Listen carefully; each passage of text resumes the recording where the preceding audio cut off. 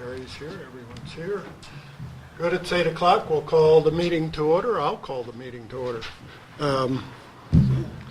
So, Peter? Yes, Rickard? Here. Epstein? Here. Smith? Here. Dornbrook here, and O'Grady absent. And any comments from the audience on anything not on the agenda? Cheryl?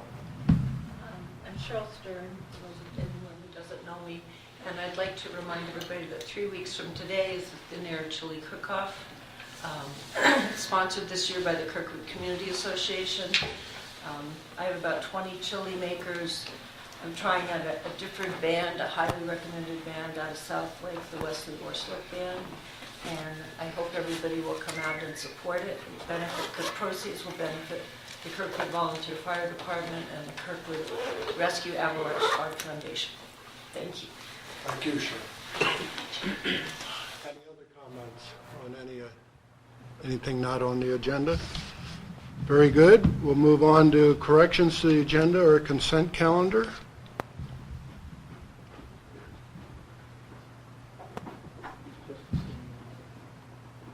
None?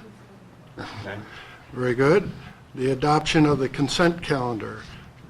Before we do that, I'd like to pull one item out, and that's on page 26, Resolution 1807, and we'll approve that as a separate item. There's no objection? So do I hear a motion to approve the consent calendar except for Resolution 1807? So moved. And second. Very good. All in favor? Aye. Aye. So the item brought forward, Resolution 1807, and I would like to read this resolution. A resolution of the Board of Directors of the Kirkwood Meadows Public Utility District honoring Cheryl Stern for years of volunteering and outstanding contributions. Whereas Cheryl Stern has volunteered hundreds of hours annually for several years planning, improving, and coordinating the Kirkwood Summer Festival, which benefits the Kirkwood Volunteer Fire Department. And whereas Cheryl Stern participated in and contributed significantly to the affairs of the district and the Kirkwood Volunteer Fire Department. And whereas Cheryl Stern serves the Kirkwood community and the district with great determination and dedication, and whereas Cheryl Stern, during her tireless service to the Summer Festival Committee, has been instrumental in developing and expanding the silent auction, and now, therefore, be it resolved that the Kirkwood Meadows Public Utility District and the Kirkwood Volunteer Fire Department does hereby express deep appreciation to Cheryl Stern for her many hours of service to the people of Kirkwood, California. And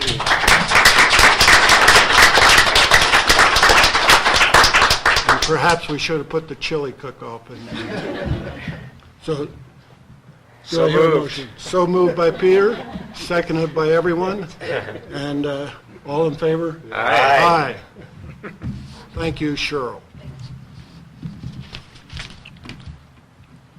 So we'll move on now to items for board action, and the first item... pardon me, Director Smith, but I'd like to introduce our two newest employees so they can go enjoy the rest of their weekend if I could do that. We have our new wastewater 2 operator, Brandon Bruzese. I get that right, Brandon? Yes. Yeah, all right. He comes to us with a Bachelor's of Science from UC Davis and has worked in the water wastewater industry since about 2013. I'd also like to introduce a new but old face. Not that you're old. And he said he was going to wear a tie today, so I don't know what happened. We discussed it last night. But this is Joe Forrest. He's worked for the district in snow removal off and on since 2005. He also worked for Mountain Utilities, and he's been hired as our electric propane 1. Welcome back, Joe. Thank you, guys. You can make your escape now.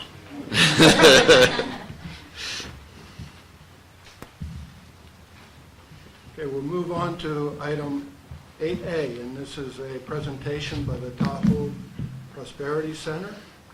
Eric, I don't know if you want to Well, Subject? Rick Lind and I have known each other for the last 10 years on various energy-related and environmental-related matters up here, and he and I have talked off and on.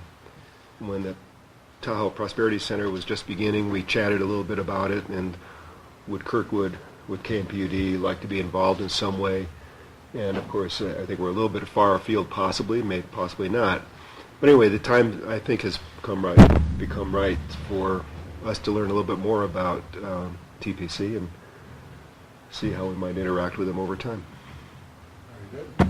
Great. Yeah, thank you, Eric. We appreciate the opportunity to meet with you this morning and describe for you a little bit about what we've been doing, what we've accomplished here in the last several years, thanks to our CEO, Heidi Hildrum here. She's been with us now, I'm trying to remember, I want to say 4 years?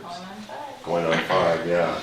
And, we've made some major gains, and I'm going to turn it over to Heidi to describe for you what we've been up to. Thank you. So hi, good morning, Can I everyone. just suggest if you I was sit gonna ask you by the where you mic? want me. Yeah. If you sit by the absolutely. mic there, then everyone will be able to hear you. Perfect. I have a few handouts. I can hand those out. So, and for folks in the audience. Excuse me, Heidi. Yes. If you would, because our internet audience can hear you this way, Internet. sit over by the microphone. Thank you, Rick. And then that's your Perfect. And then I have this in case I need to take notes. nice to meet you in person. Okay. So I just hit this one. Good morning, everybody. Again, for the record, I'm Heidi Hildrum, CEO of the Tahoe Prosperity Center. I like this background you guys put on there. That's. I might have to steal that one. Did everybody get it? A little flare? Okay, great. So the Tahoe Prosperity Center is the community and economic development organization in the Tahoe Basin. So we are regional economic and community development focused on what we call the triple bottom line, which means we're not a traditional economic development organization focused only on improving the economy. We are an organization, a regional nonprofit focused on improving the economy with the community and the environment in mind. So we balance all three of those. The Tahoe region has had many years of economic growth in the 50s and 60s when all of the little motels and everything else popped up, and then we had many years of a focus on the environment. And so we've gone this way in some ways and then this way in others in terms of the economy and the community and the economy. And what has suffered is truly a lot of the community, the residents, some of the businesses are struggling, a variety of things. So we look at things moving forward very much in a balanced way. Our mission is uniting Tahoe's communities to strengthen regional prosperity. And regional being the key word because Kirkwood and Truckee and the Carson Valley are all sort of a part of the region up here. So I'll share a little bit of our history and our accomplishments right now. So the Tahoe Basin, Lake Tahoe Basin Prosperity Plan was the first time there had been an economic study of the Tahoe region. It did not include Kirkwood, and it did not include Truckee. So the numbers for just the Tahoe Basin portion of the regional economy were $4.7 billion back in 2007, 2008, right before the recession when that report was completed. I'm getting ahead of myself. I'm going to go back, sorry. So the Tahoe Basin Prosperity Plan recommended that a regional organization be created, and that was the Tahoe Prosperity Center.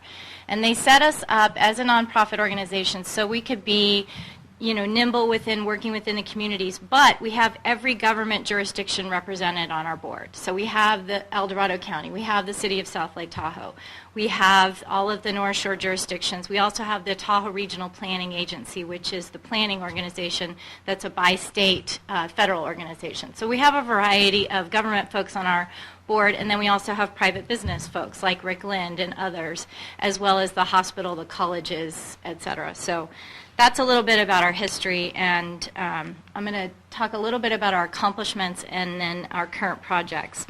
So one of the most recent accomplishments was just announced this week, and that is the completed funding for the Alert Tahoe camera system. I believe we're working with folks out here to get a camera at the top of the mountain.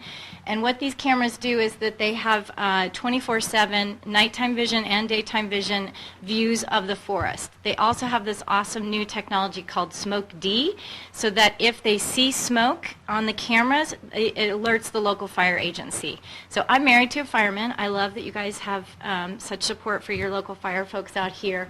And all this is it's another tool in the firefighter's toolbox. So this firefighters still have to go out and put out the fires, but this gives them early detection, early information and intelligence so that they can go and put that fire out quickly.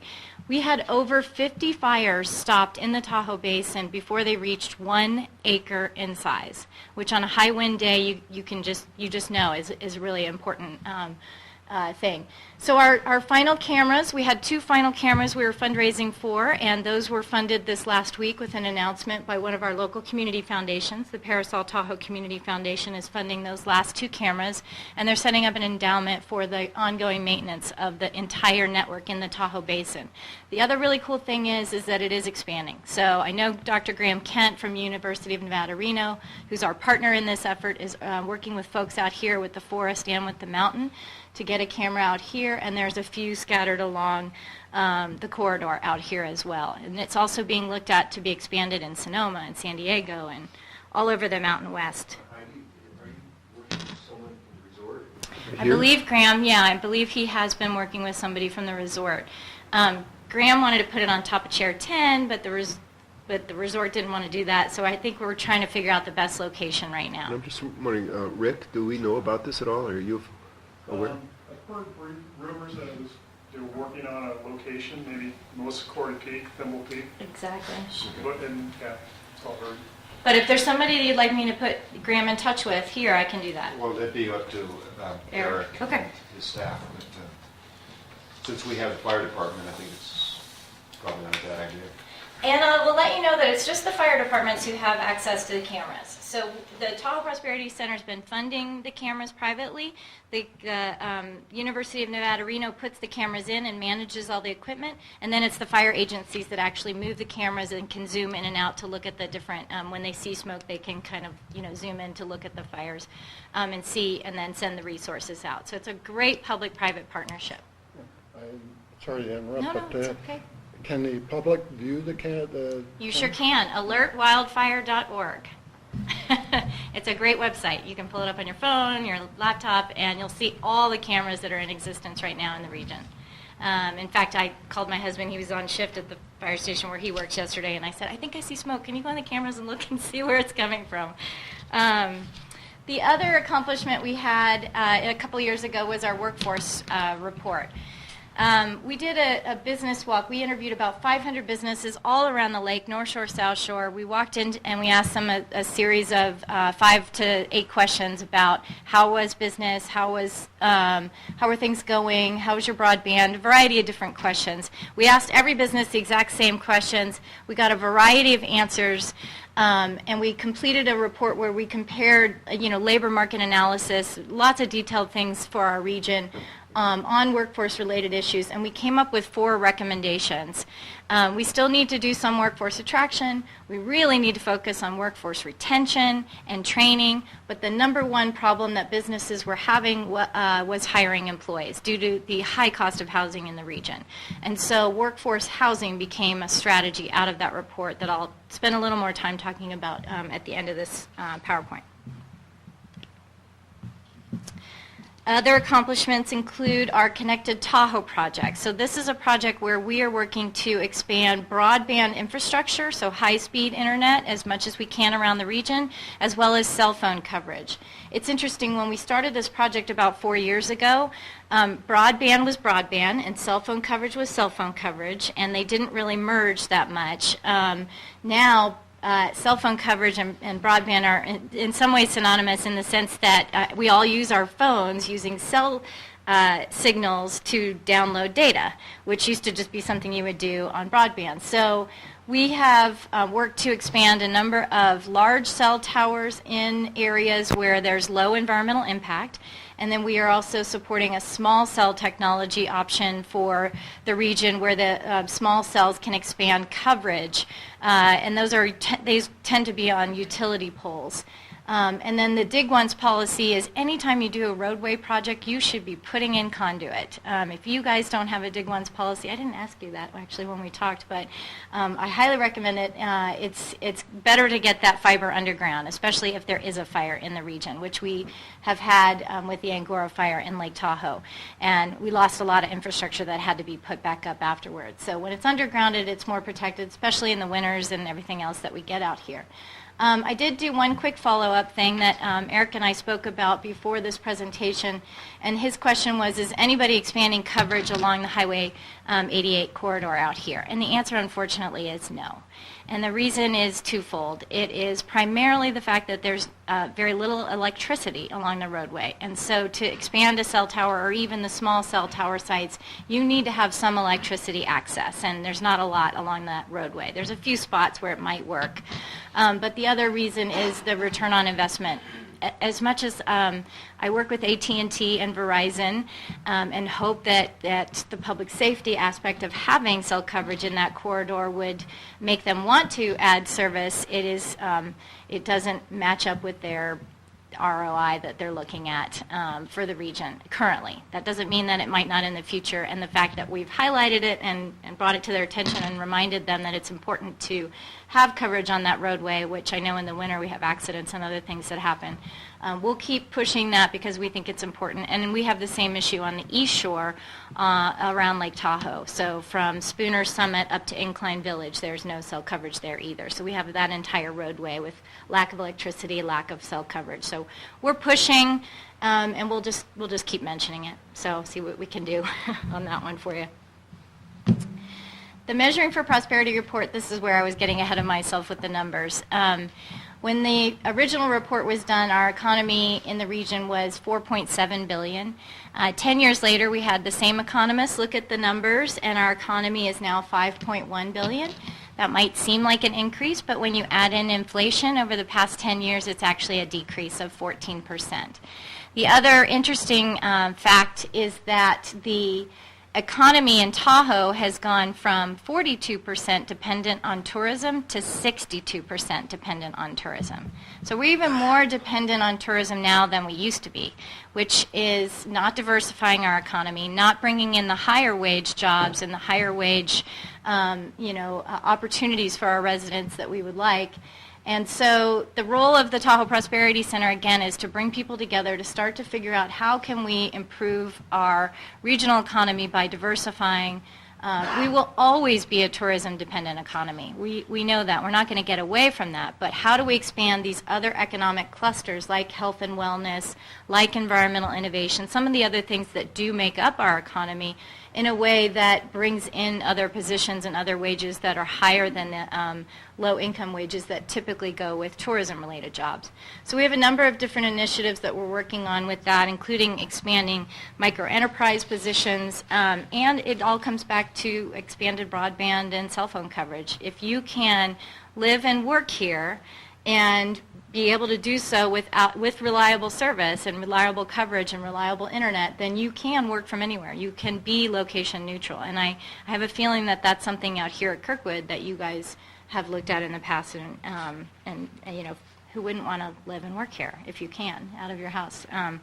So that is the Measuring for Prosperity report and some of the numbers. And then our most recent initiative was our first Tahoe Economic Summit. It was held last fall, and we were surprised. We were expecting about 150 people. We had almost 200, so we were thrilled with the attendance and the turnout. It's just a one-day event focused on the regional economy. We just had the Tahoe Environmental Summit, where the politicians like to come together and talk about all the things that they've done for the environment, for the Tahoe Basin, for the region. And again, balancing the economy, the environment, and the community. We like to have this now Economic Summit will be annual, focused on issues of the regional economy. So our next summit is Friday, October 19th. It will be held at Lake Tahoe Resort Hotel on the South Shore. So again, last year was the North Shore, this year will be the South Shore. We move things around as much as we can regionally. And we have some great keynote speakers. The main topics right now are housing, education and workforce again, and then innovative economy. So some interesting and neat ideas on expanding again and diversifying the economy. Now for our housing project. So transforming Tahoe is kind of the theme. Part of that is revitalization. If you've driven through South Lake, you've seen some old blighted and yucky buildings and motels, and revitalization is something that's important for our region. This photo I took in Dillon, Colorado in April. My son was there for a ski competition. I should have mentioned, my kids grew up skiing here. I'm so familiar with Kirkwood. I've lived in the area 20 years, but my kids grew up, we love this mountain. And in the meadow when I love to cross-country ski and all of that. But now they're on the Sierra ski team, so we don't come out here as much because they're busy with that. But it was lovely driving out here this morning and reminded me how much fun it is out here. But so he had a ski competition in Colorado in April, and this is workforce housing. So it's modern, it's nice, it's 3 stories. You have your garage, you have your storage units, and you have 2-story lofts above with kitchens and bedrooms, and these are 2- and 3-bedroom units. And what you don't see is the massively beautiful view of the mountains that they had across the way. So the goal of the Housing Tahoe project is that if you have a job here, you should be able to live here. And again, it is at a variety of levels. We know we need housing for our low-wage workers, for our J-1 visa employees that come in the summer and the winter, for our teachers at the schools, for our firefighters and our police officers, as well as those who work at the hospital. So we have a variety of needs in our community, but most of those needs right now are not being filled. The Housing Tahoe project was started by the El Dorado County Task Force. It was a government task force, and they asked us to focus on developing a demonstration project to decide what barriers need to be removed, what incentives could be put in place to build more local workforce housing. And so we've kind of simplified that to say we need to build some new housing, we need to upgrade some of our existing housing, and we need to unlock some of the empty second homes. 78% in our region are second homes that sit empty most of the year, and open those up for opportunities for maybe some seasonal management employees or traveling nurses and things like that. So that's kind of what we are looking at. This is another photo that I just took in Sun Valley, Idaho, and I share it. It says, "Come for the skiing, return for the summer, and stay for community." And we were walking downtown in Sun Valley just a couple months ago on a little trip that we did up there. These are on street signs right downtown. So they're on every street corner as you walk through Sun Valley in Ketchum, Idaho.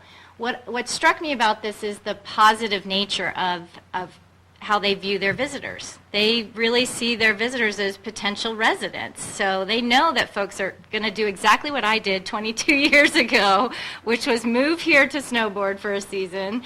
I stayed that summer and fell in love with Tahoe.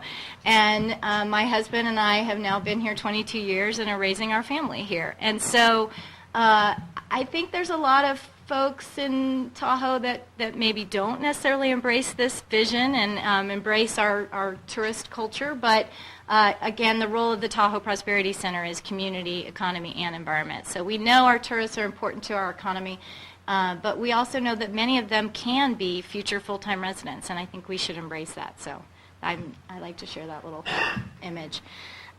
Who's the housing for? It is for locals who have a job 30 hours a week or more. And that's annualized because we do have seasonal employment. So many of those employees work at the ski resort in the winter, and then they work at Edgewood or the golf courses in the summer.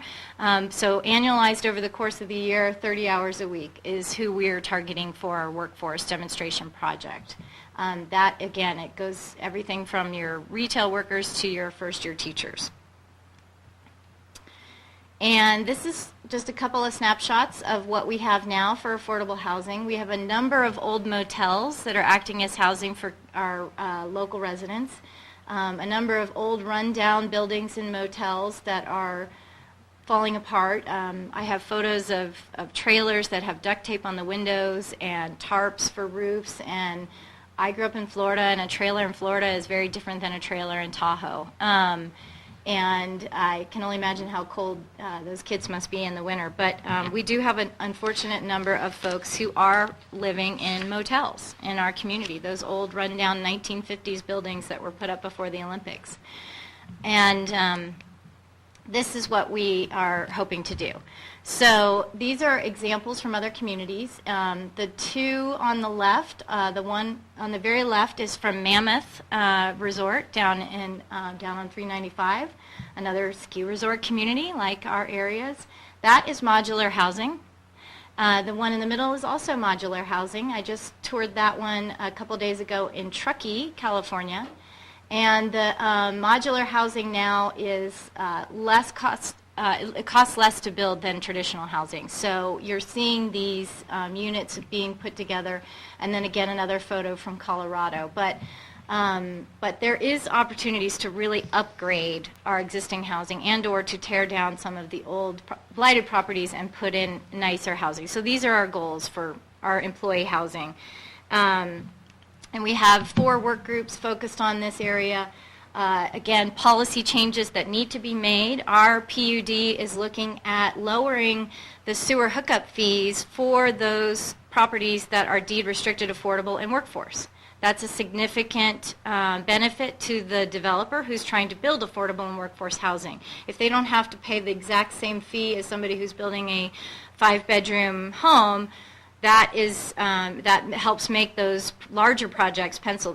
They're tending to build 10, 15, 25 units. So at the same amount per unit fee, it has been a struggle. So that our PUD is looking at reducing those fees for affordable and workforce housing development. And they're also looking at allowing for the transfer of fees from previously torn down projects. So hotels that were torn down that already had paid those fees and already had them in place on site, they've already been paid once, so that's, again, why they're able to reduce that fee. I knew you guys would get that, so I don't share that with every PowerPoint presentation that I do, because most people are like, what? But I knew you guys would get it. So the policy work group, for example, that's one of their goals right now, and they're working through that with the PUD, with the city, and we have a finance work group that is working on adjusting options such as the deferral of fees longer term, so that the developer pays those development impact fees, sewer fees, et cetera, over the course of 10 to 20 years. So it's deferred long term. We have a community outreach group. They are sharing stories about some of the local folks in our community who are trying to find housing or who have lost their housing due to landlords moving it to Airbnb or other options like that. And then finally, a development work group focused on finding that right property and that right developer to do this demonstration project. And my last slide is a lovely photo from my friend Jim. And I like to say that, our work is, again, it's really important. One of my favorite quotes is, it's kind of fun to do the impossible. That is a Walt Disney quote, not a Heidi Hildrum quote. But I like it, and in some ways, this is an uphill battle with a lot of these issues. But so far, we feel like we've done a good bit in the region.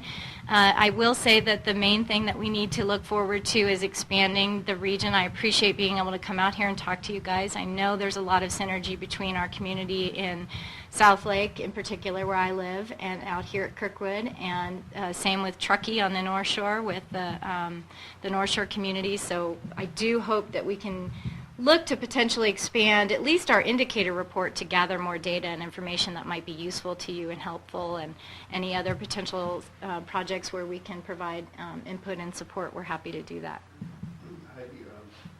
So thank you. Are you working with, does Tahoe area have nonprofit housing developers We do. So the woman that I met in Truckee when I was up there this week is looking to do new projects in the region. They've done a couple already. So they've got the couple of Truckee projects. They also did the Aspens project. We're working with the California Tahoe Conservancy, which owns a lot of land in the region that might be made available for housing projects. I will say I had a conversation with Vail also last week about employee housing, and it was interesting. They had some struggles with their Heavenly housing, employee housing last year. They need more housing for their Kirkwood employees, they expressed, and they probably talked to you all about that. One of their options that they are hoping we might potentially be able to help with is the partnership that they have right now for their Kirkwood employees, where they live at the Y in South Lake Tahoe. They provide a bus to those employees and bring them out here in the winter. And then in the summer, that employee housing becomes housing for the Forest Service crews in the summer.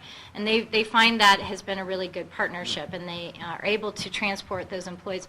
But Eric Davidson, the HR director, said they need probably another 40 or 50 beds for more employees. So they do feel like they need to do more for Kirkwood.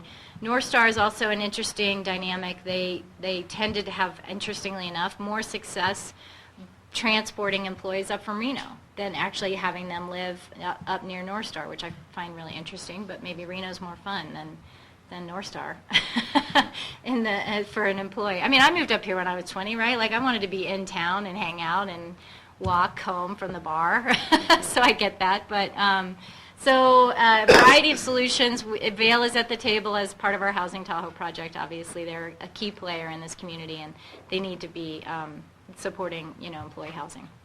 And you guys have employee housing for your folks, so you're already very progressive with that. Ideally, what would you like from us? Well, this was just informational. I think I do see there's potential in the future. If there are issues that are related to community and economic development that you think we can help you with, we would like to do that. I do think as we update our indicators report next year, I would like to potentially expand the regional data, so the collection of data that relates to the economy out here and how it impacts that regional data. I think that's important. I would like to consider adding in Truckee and Kirkwood as part of that report, so that we can have, again, more regional data, not just Tahoe Basin information. So I think just maintaining communication, and if there's opportunities for us to work together on projects, we can address those as they come up. But really, this was more just to share our work with you, and if you all have questions and want to continue to converse, I'm happy to do that. Great. Well, very interesting. Especially on housing. If you guys think you want our help on housing, we're happy to do that. Really? No other questions? That's it? Any from the audience? I have one for you guys, and that is on your broadband, on your communications, cell coverage, and so on. I've heard bits of information, but I'm really not fully aware of how much coverage you do have in this area. I know you have some complications and challenges yourself. Being here at the center of, or at the, I guess, where three counties come together. I mean, so I'm sure you have a number of challenges in getting permits and so on. But where are you guys at in your broadband and cell coverage? Broadband is about as good as it can get, I think, at this point, isn't it? You have fiber to the homes. Mm-hmm. And that comes from Volcano. From Volcano, okay. And new cell tower, the cell tower was upgraded over the last 2 summers, I think. So my cell coverage is a bit better than it has been. The big problem for cell coverage is Highway 88, as Heidi said. Right. I mean, an accident. We have one of the board standards. She had an accident two years ago, head-on collision. Oh. It took an hour for anybody to get there Oh my goodness.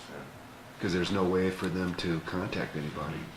So we might be interested at least in learning how you were able to bring Volcano out, because our challenges in Tahoe are that the incumbents tend to keep competition out And having, independent providers of internet broadband would certainly improve the speeds and the capacity in the region. So whoever, Peter, Volcano's always been the provider of telephone yeah. for Kirkwood. They buried the fiber optic cable, was it a decade ago? See? wasn't it? More than that, yeah. Wow, all right. So this was even before the power. Yeah, I would claim no credit for anything related to communications in this area. It all happened from customer demand and because Volcano chose to do it and started almost 20 years ago. Oh, wow. And they undergrounded. Yeah, and we had, we had a couple of hiccups along the way, and we have some authority to put pressure on them, which we did as needed, but I would give them 99% credit for whatever is here. It's because they decided to do it. And then, Verizon and AT&T used to compete for the worst service. Right. And now, for the most part, it's good most of the time. Works most of the time. Yeah, it's, As long as you're in Kirkwood Valley. yes, that's, yeah. As long as you're out, once you're out. Well, Yeah. no, as long as you have a sight of Hawkins Peak, if you're going east, Yeah, you have good cell coverage. yeah, that's Yeah, right. for But, Verizon. yeah, and I enjoy hiking without a cell phone, so there's a certain amount to be said for the lack of coverage on certain Right. trails. Well, and I would Yeah. come out with my kids and, or my husband, and we, they could ski for a couple hours. I could take an hour and sit in the lodge and be on the internet with no trouble and be able to, and be connected. So this was before TPC days, but when I was an independent contractor and I would come out and I'd work a couple hours and then ski. Again, that is the type of location neutral environment I think that we all want to, continue to support. And you probably out here in terms of community and economic development for this community, would like to encourage that. So if you have the internet, you're farther ahead in some ways than we are. And so that's great. Eric said he'll share the Volcano contacts with me so I can see if maybe they want to come up to South Shore. At least to Myers, where I live. And Volcano has a home here. In other words, they have a person stationed here. So I feel like we're spoiled. I mean, so the snow isn't a barrier for them to get out and help out. Great. Yeah. Good information. Thank you. Awesome. Well, thank you, Heidi. Of course. Thank you all very much. Thank you for coming out. Well, I am happy to. Appreciate it, and good luck with all of your... Can you leave us your contact information? There are some things I'd like to Absolutely. learn more about. These cameras are great, by the way. It's a lot of fun.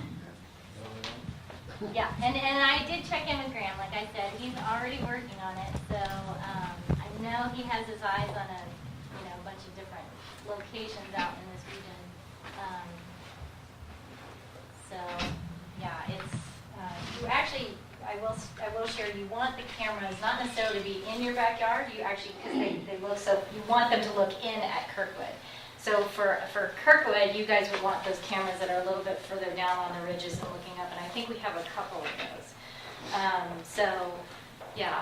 But one at the top here would help, again, regionally, and it would be able to see 360-degree views. So, so I'll share my cards, and then we have a little internal tagline.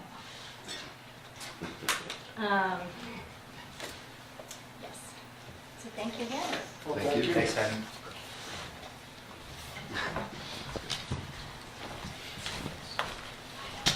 Good luck this weekend.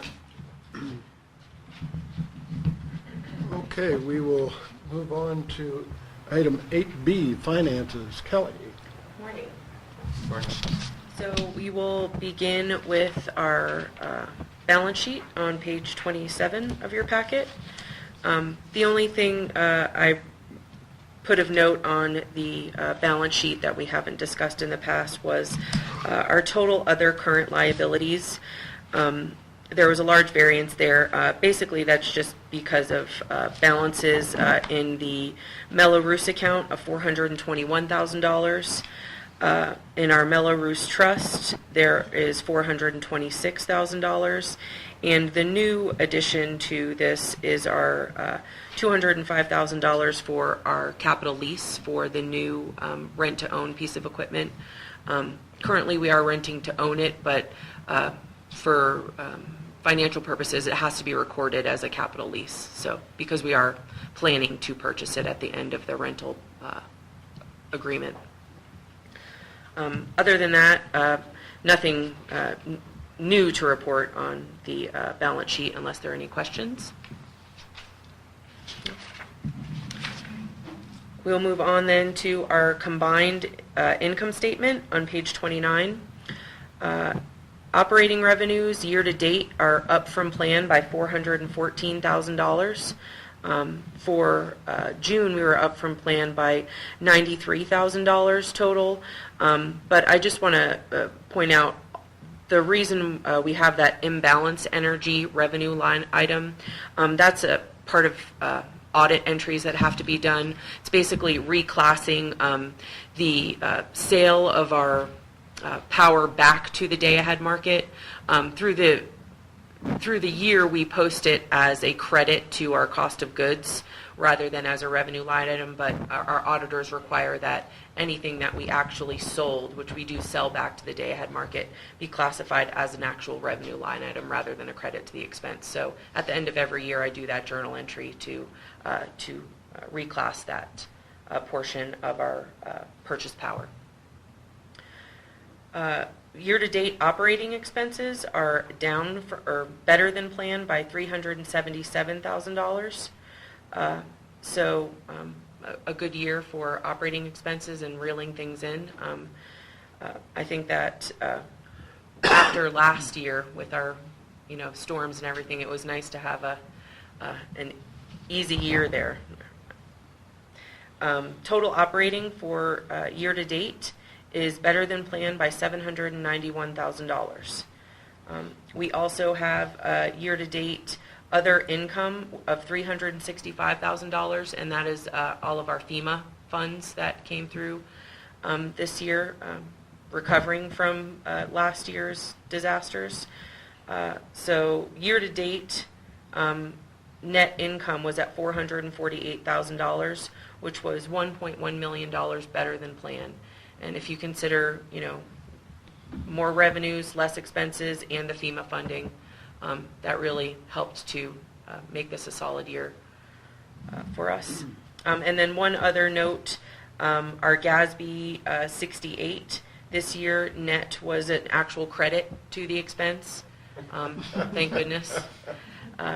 We can only hope that that trend continues, but we just don't know. This is the second year in a row it's been a credit, right? Yes, this year smaller credit than last year. Last year was $170,000, I think, total. And you can see when you look through the separate funds, the only fund that actually got a credit was snow removal. All the rest of the funds had small actual expenses, but the net of it all was a credit. And that just has to do with labor distribution and things like that. But for June 30th, I think this is a nice ending to the year. Thank goodness, with the large payments we have coming for PG&E. Question. I just want to say that during the Finance Committee meeting, I asked Kelly, did you think that the financials were going to be what they were even after the auditors came in, and she did. And so I just commend her and the staff for all the hard work that went into that. Thank you.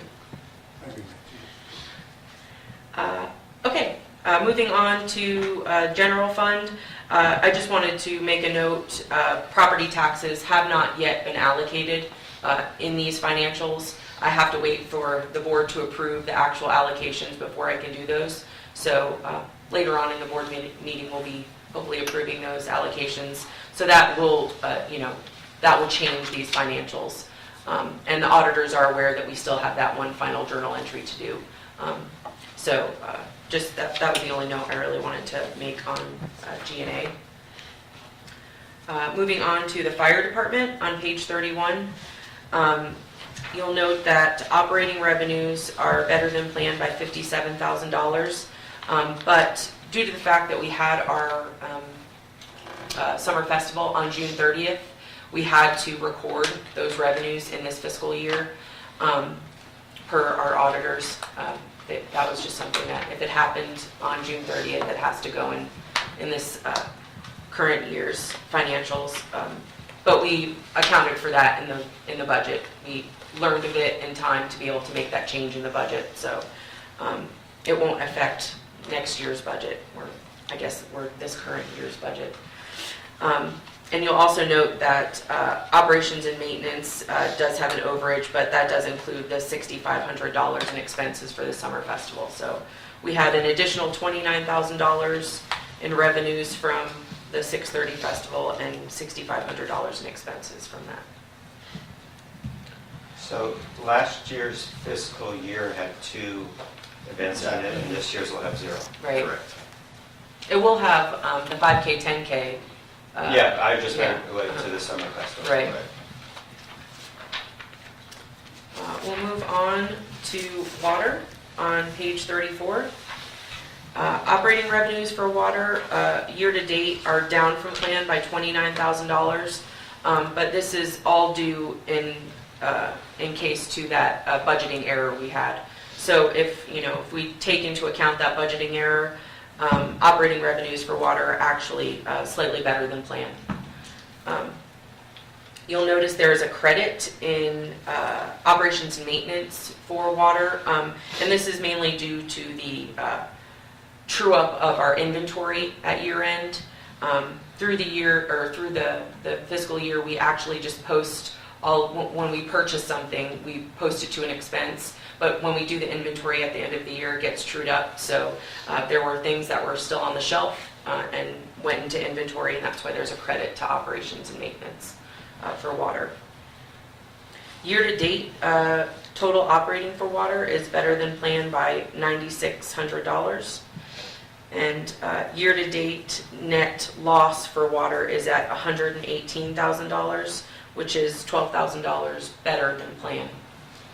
But still a loss, unfortunately. Moving on to wastewater on page 35. Year-to-date operating revenues for wastewater are down from plan by $17,000. But again, if you include that budgeting error, they're just slightly under plan.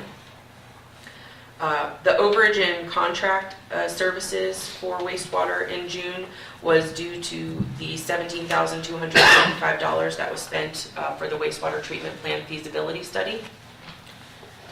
And total operating for wastewater is at a loss of $428,000, which is $50,000 worse than planned. And year-to-date net loss for wastewater is at $405,000, which is just slightly worse than planned, $2,400, and that was due to the $46,000 that we got in FEMA funds for the wastewater department that actually brought that closer to plan. But again, still a loss of $405,000. We'll move on to electric on page 37. Year-to-date operating revenues for electric are better than planned by $256,000. You'll note that there is an overage in cost of goods sold, but again, this is directly related to that reclassing of the sales back to the day-ahead market to a revenue line item rather than a credit to expense. And total operating for electric is up from plan by $520,000, and net income for electric is at $178,000, which is $756,000 better than planned, and this is a large part of that is our FEMA funds at $312,000 that we got. And we'll move on to propane on page 40. Year-to-date total operating revenues are better than planned by $105,000. And year-to-date total operating is up from plan by $101,000. And that is all I have on income statements. If there are any questions, happy to answer. Great job. So going back to the electric fund. Mm-hmm. Okay, according to the covenants, we operated at a 5% profit. So I'm trying to figure out how we end up with a loss of 1.6 million.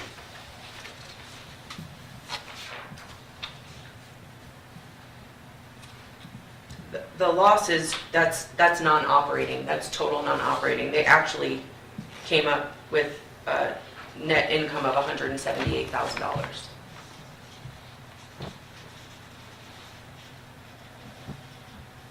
Okay. The, Yeah, Okay. I'm sorry. I see it now. okay, Yeah. scared me, Bob. I was like, No, what do you and mean? the budget's negative because we adjust for that with property taxes. Okay. Any other questions on income statements or financials? Okay, we'll move on.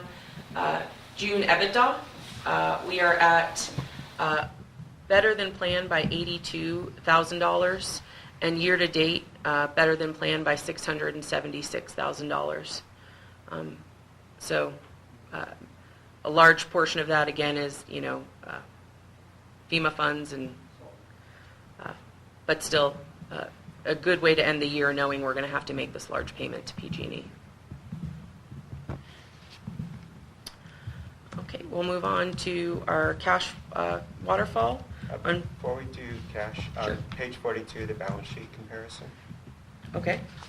So I guess I'm pleasantly surprised that assets grew by $1.7 billion year over year, but I mean, they can only grow if we actually have income for it. So where did the increase in capital reserve of 1.4 million come from?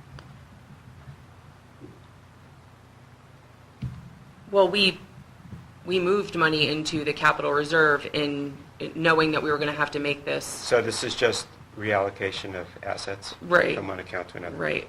It's moving from operating cash to reserve. Okay. I assume that it's largely because of the electric, Oh, it's all it's all electric.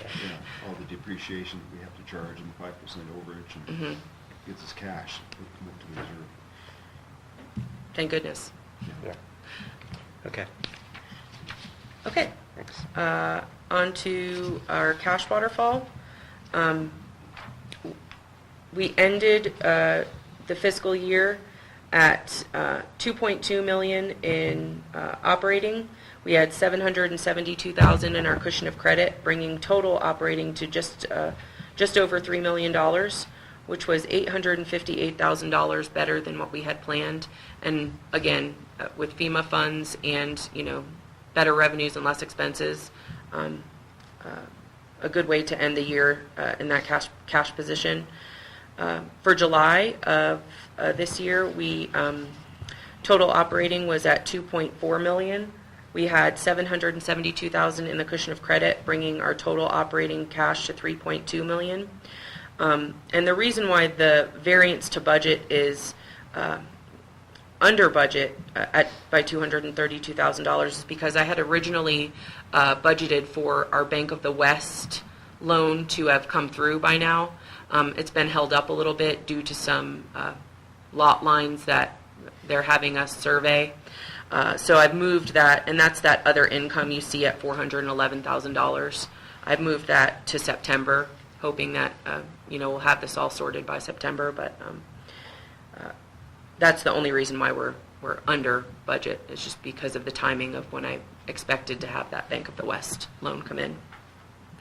And our for fiscal year 2019, our low point is forecasted to be in December. And December just generally tends to be our low point every year. Coming out of the summer, that's just usually when our low point is. But still, even at our low point, we're still at 2.3 million. So, I'm sorry, 1.9 million. Were there July preliminaries this time, or? No, I hadn't had a chance to. Preparing for audit and year-end stuff, I hadn't had a chance to do that, unfortunately.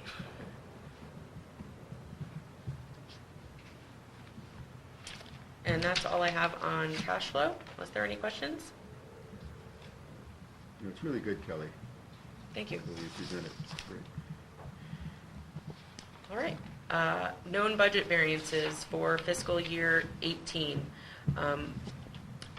The only two new things that were added were the wastewater treatment plant feasibility study at $17,285 and the updated payments to Corey for the iPad app development at $7,425 for the year.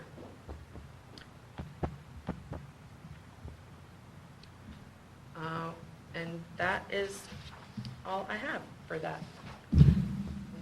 Any questions? Thank you, Kelly. Okay, thank you.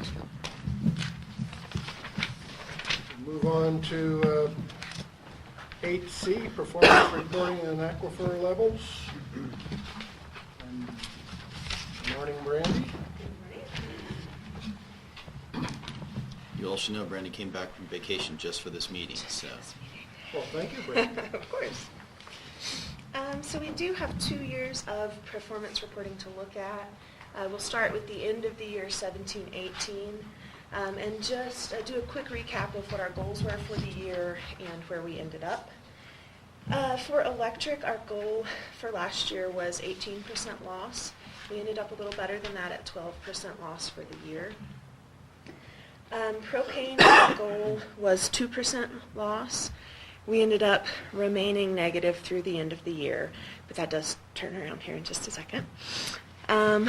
Water, our goal for the year was 16%, and we came in slightly better, 14% for the year. However, wastewater, we did not do so well. Our goal, as you recall, was set at our pre-bad I&I days, approximately 5 years ago, at 27%, and we came in at 50% I&I infiltration for the year in wastewater. I did do just the cost of losses chart that you've seen before, based on the end of the year numbers, to show that basically what we all thought was happening is true. Our wastewater cost, especially last year when we had such a wet year, so much rain on snow and so much I&I, we saw a dramatic increase in the cost of losses in wastewater. Those have recovered slightly and look a lot more similar to fiscal year ending 2016. So I thought that the board would like to see about where we're at on the estimated cost of these losses for the year. Are there any questions on the last fiscal year ending performance reports? So what's our cost per unit for wastewater? I do not have that in front of me, Bob, but I can get you that. That was in finance or planning? I think it was... We actually did a financial analysis Yeah, on yeah. the cost of I have I&I, it. and it's in a previous packet, so we'll reroute that around.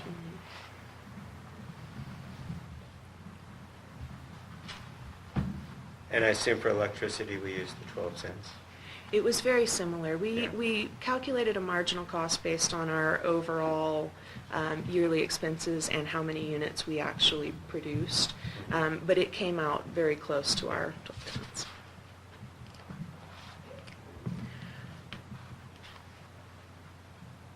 If we continue on, we'll start looking at the beginning of this fiscal year. So we just have 1 month's worth, but I thought it was worth putting up here because we do have new goals per the general manager's objectives for the year. For electric, our goal for the year is 12%. In July, we are a little higher than that. We're at 15%. Not unusual for this time of year. In propane, as promised, we finally turned around and saw a 4% loss. We continue to see variations in the propane losses, but we've been averaging near zero for the past 3 years in propane. For water, our new goal for the year is 10%. We are at 17% for the first month of this fiscal year, so we'll keep a close eye on that. Brandy, so what are we doing differently with water that might allow us to get down to 10%? Some of the things that we're trying to do are more closely monitor our internal use at the plant, particularly. Some of the water that's used at the wastewater plant actually cycles back through the plant. We're also going to look at our meters for construction, make sure those are accurate and calibrated. We have talked about, though there's no formal project yet, actually metering all of the district facilities. So that's a longer term item that we might do. And the other thing is we don't meter our flushing water. So when they flush the wells, that's not metered. We estimate out of it, it's only an estimate. So that would be another project in the future would be to meter that. So it's not really, I mean, we don't really have anything, we don't know of anything we can do to conserve water or make more efficient use of it. It's more just getting more accurate measurements. Yeah. Okay. The project to do that would be to put in meters within the system and basically measure from A to B, and do they match the usage we sold. That's a pretty expensive proposition for such a small customer base, but I've done a project like that before, and it identified some losses. We don't believe at this point there's any losses due to the system in and of itself, cracked pipe, offset joints, that sort of thing. I have a hard time figuring out how we're going to get to 10%. I can understand an aspirational goal over time, but I don't see how we would get to 10% without pre-identifying where the leaks are or where the failure to meter is. And given its relatively small cost, I'm just hoping we're not overspending.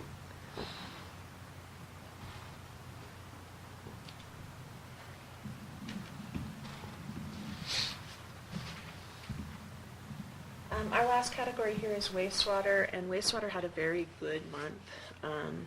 Our goal remains at 27%. It was 6% this month. We're attributing that to the drying out of the meadow, very low infiltration surface water. And we will, as you know, we're working on several large projects in wastewater to try to remedy the I&I problems. So we're going to closely watch this and see how our numbers turn out for the year. And that's all I have on performance reporting, unless there's any questions. We'll move on.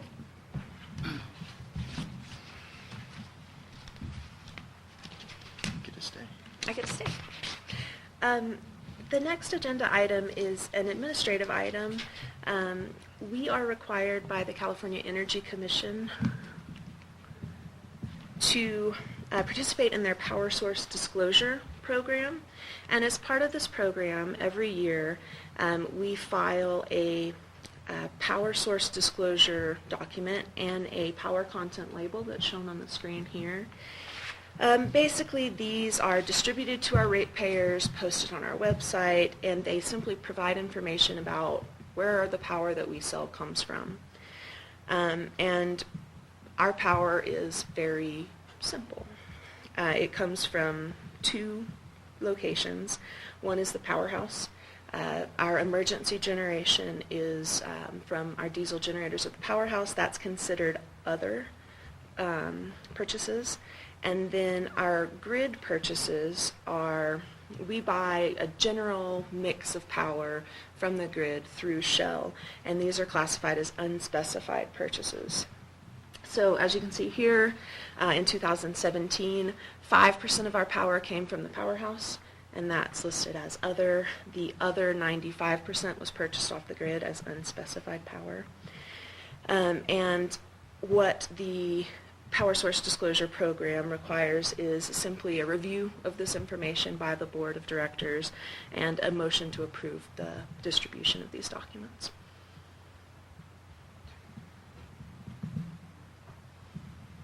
So move. I'll second that. Okay. All in favor? Aye. Aye. Thank you, Brandon.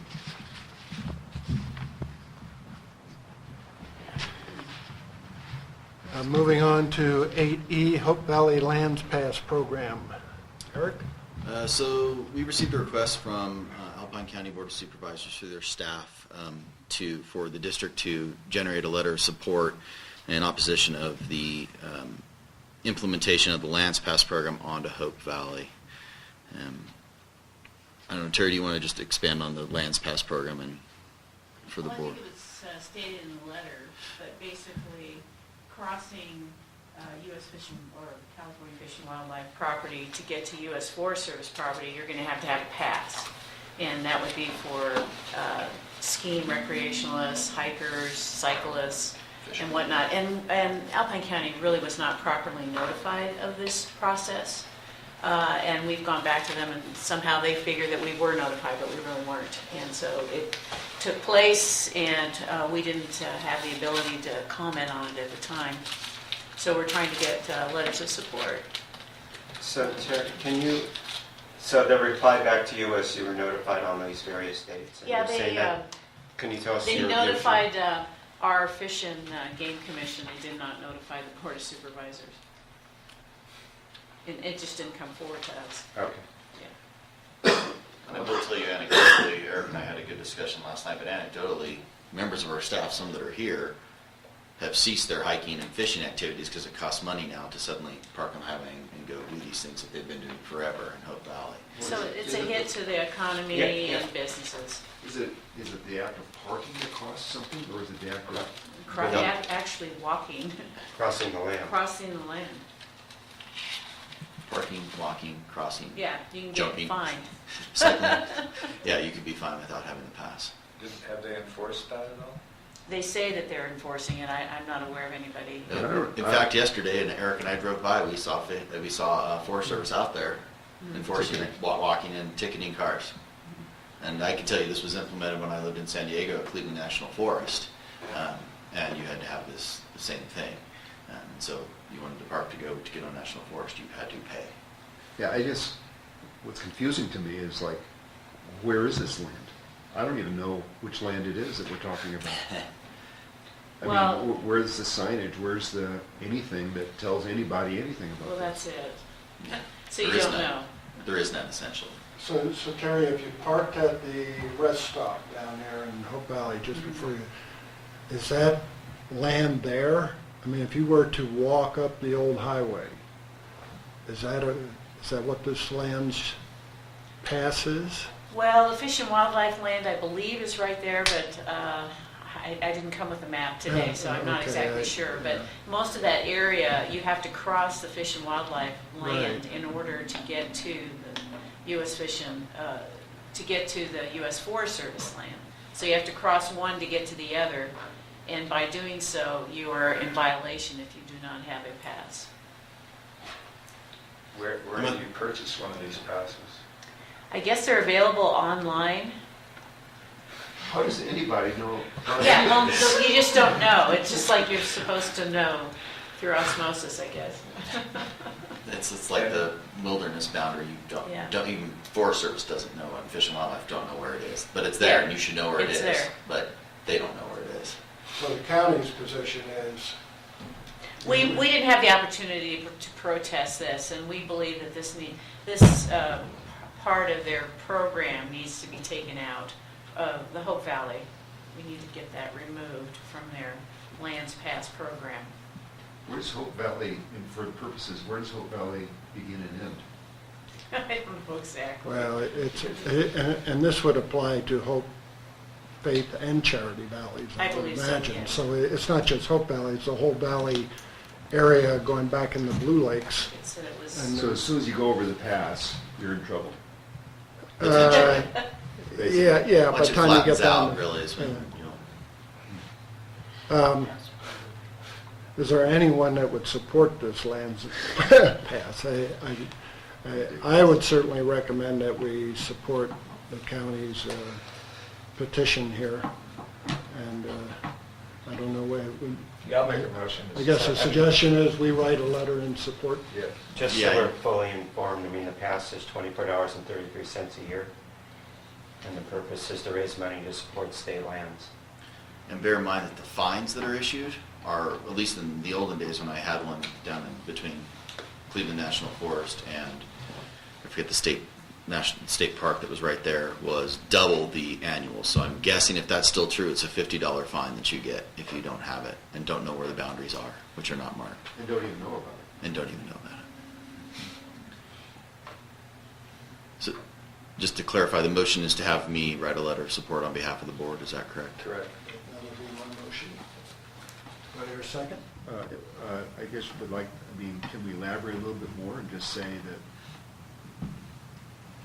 people don't know about it? It's just Sure.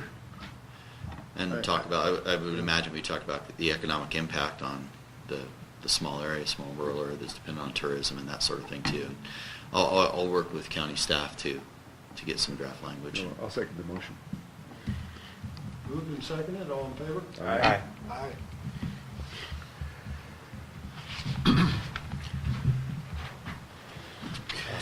Okay, Here's the mail. moving on to item 8F, the multi-jurisdictional hazard mitigation plan. Good morning. A long plan. I'm going to read every page of the plans so you thoroughly understand it. This is, again, more of an administrative report. The plan was developed in 1988 and was last updated in 2004. And then in 2015, a review process began with R.O. Anderson and the county and all the agencies involved. And over the last few years, we've come to the point where we've had a plan that was drafted up that addresses and identifies the hazardous risk within the county. And these plans are basically a primary requirement for FEMA funding. So a draft of the plan was sent to FEMA. They came back with suggestions on changes. And today before you is the latest version of the plan.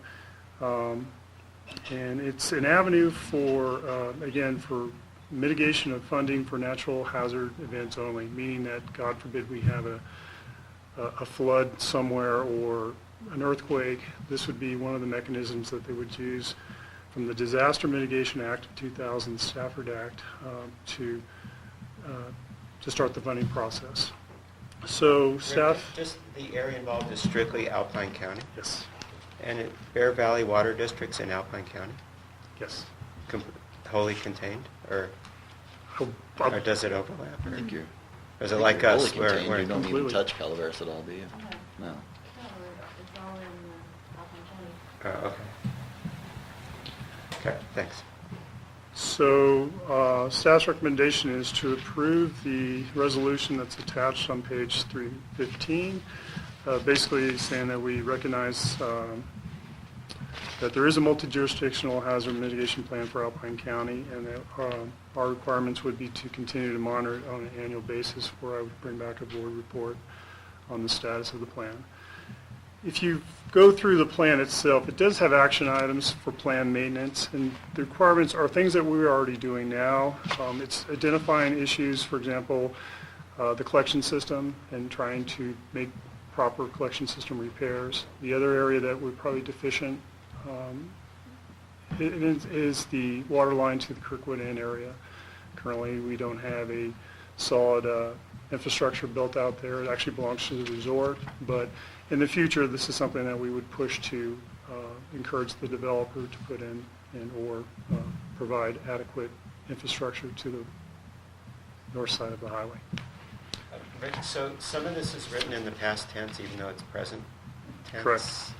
So you're not asking for careful reading of this and identifying the suggested improvements? Not at this time. Okay. We can't make corrections to this. There are some errors in there. There's quite a few errors in there, Yeah. but compared to what it was, it's a lot better. Well, they started in 2015 and it's 2018, and they still say we have a ISO rating of 6 and it's actually 4. Yeah, and They this... want us to approve this? Yes, because we have to at least have a formal because the district's never formally approved the adoption of the plan, so we want to do that now. And then this plan gets reviewed on a 5-year basis, along with the annual installations or the annual review that we'll do, which we can include the errors within the plan, so the next version will get cleaned up. And Okay, when I- is that And gonna take place? the bottom line is, I don't mean to be dismissive, but the bottom line of this plan really means nothing. It means we get FEMA funding by having it. Honestly, at the end of the day, that's all it's for. Okay, and I don't mind going with staff's recommendation. My question is, you sent us 200 odd pages. I read it all, identified the things I would recommend changing, and now you're telling me that you don't really want to change anything. So I would encourage you to share those changes with staff, and then when we go back for the next update, we will share those In with the 5 years. county. I would just appreciate that when something's on this, that there's an explanation of what you're wanting us to do. That's all. Now, is the next revision, you said the revision is annual, but there's... There's a review annual, there's a revision every 5 years. So is the next revision from 5 years from the start of it, or is it 5 years from, because this started in, what, 2015? So would the next revision be 2020? I'm not clear. It Terry, would do be you from know? the Alpine County Yeah. adoption date. Okay. They would be the governing adoption date on the plan. I mean, And we're happy to send back comments now if we want to go through another Yeah, iteration. if we could approve it, we can just make some comments. That'd be fine. That'd be a nice I think that'd be compromise, appropriate. wouldn't it? Yeah, so what I would ask is why don't you email those to us so we have them, and then we'll compile them all, I'll compile all the director's comments into one set and send it back to them and say, the board has resolved to adopt this with these corrections being made. I mean, when they make mitigation recommendations regarding flooding, I would recommend that we work with Caltrans to eliminate the pinch point in front of the Kirkwood Inn, which is the major pinch point for Kirkwood Meadows, and causes the flooding and destruction of the Kirkwood Inn, which is a historical site. Blocks Highway 88? Yeah, and it closes traffic. The problem is Caltrans isn't a party to this No, agreement. which was They're a one of the state points I agency. was going to raise. I'm totally surprised that Caltrans, other than the Woodford Station, is not even in this plan. Because they're a state agency, they're not required to be party to any of these county plans, so they don't participate. Yep.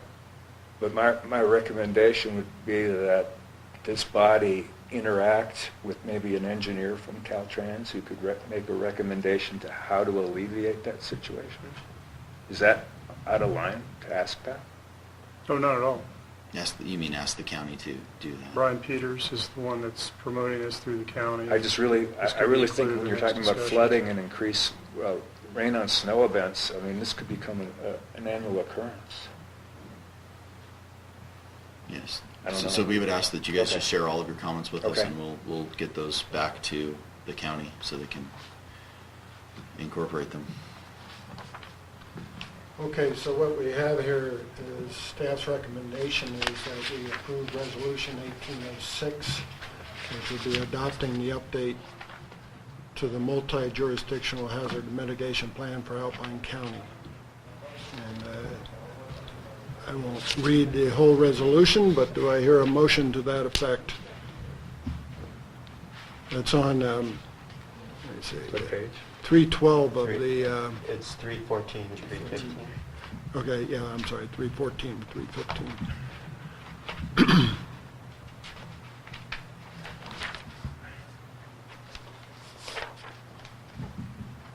What, can I just ask, so the resolution, the item 3, further revisions and plan maintenance required by the Act of 2000 FEMA are hereby adopted as part of this resolution for a period of 5 years from the date of this resolution. What do you mean future revisions are adopted? If there's a future, I mean, how can we adopt, I mean, what does that mean? This was a boilerplate resolution from FEMA to the county that gave to us to try to resolve these issues. And trust me, we've gone back and forth with the county to make corrections, and it's still, there's still hiccups within the plan. But if we don't have a plan, We can't get funded. we're not eligible for, if we, God forbid, have a huge fire event, or FMAG funding would be our mechanism to get reimbursement for our infrastructure. we wouldn't be eligible for it because we didn't formally adopt the plan. So we're trying to do some housekeeping and clean up something that should have been corrected years ago. But now that we're on this track, we can make improvements and continue to work with Alpine County. And I even talked to Amber County about this plan and what they have on that side. So Okay, that's the next step. And you plan on giving us an update by October 31st, Next year. each calendar year? Or is this the update for this year? I think this is going to be the This will be the update for this year. Well, I'll just say one thing that concerns me, because this does get back to FEMA, and if we have a problem with wastewater, in section 5 on the chart there, we're not listed as a wastewater provider. Right.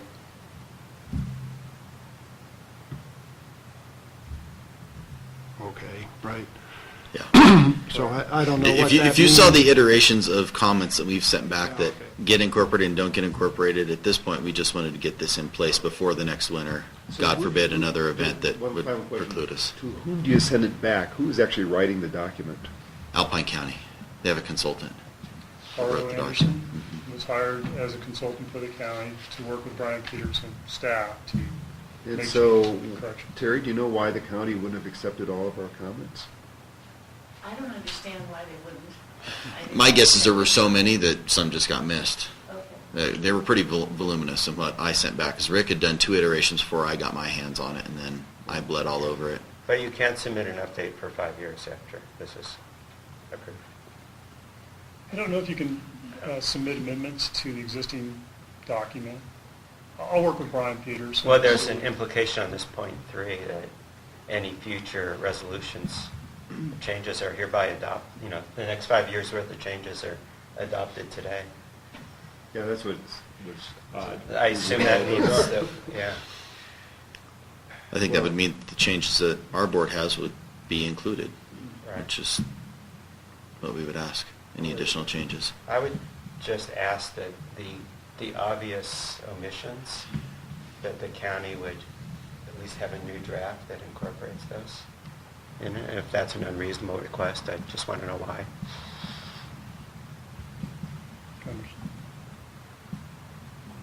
So you want to delay it? No, because we're just saying that it's better to have this than nothing. Right. Just a quick question to Terry, not to put you on the spot. I know that this was going to go before the Board of Supervisors in Alpine County. Has it been approved by Alpine County yet, or is it still on a future agenda? I believe we had a first reading of it.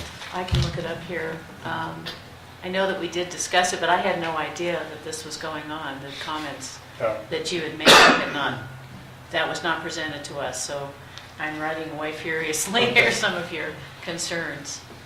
Because there was a big push to get this adopted in August, as soon as possible from Brian Peters, from his office. So, but I was just curious. We did take it up at this last meeting, but I thought it was just a first reading. But let me look it up and I'll let you know in a minute or so. Okay. What happens when there's a first reading? What happens after that? Then there's a second reading. Oh.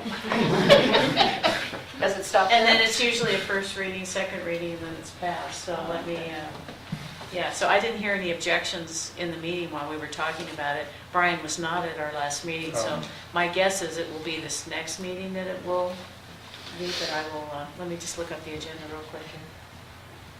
Well, if we get the comments from the board, we'll get our comments to the county Yeah. next week, so Yeah, that we should give them encourage time. them to incorporate it before their adoption. That was Correct. Yeah. Very good.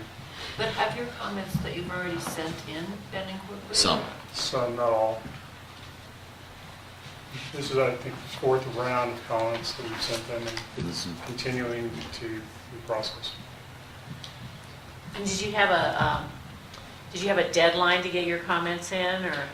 No, the whole process has been, as you know, lengthy. I've been to 2 meetings in Markleyville about it, and next thing you know, we need them by next Thursday. It's just been not the most organized process from our end. Okay, well, what we have before us is the resolution 1806. I don't believe I've had a second. I'll second. Did somebody motion? I'll move. Okay, I'll second. All in favor of approving Resolution 1806? Aye. Aye. Aye.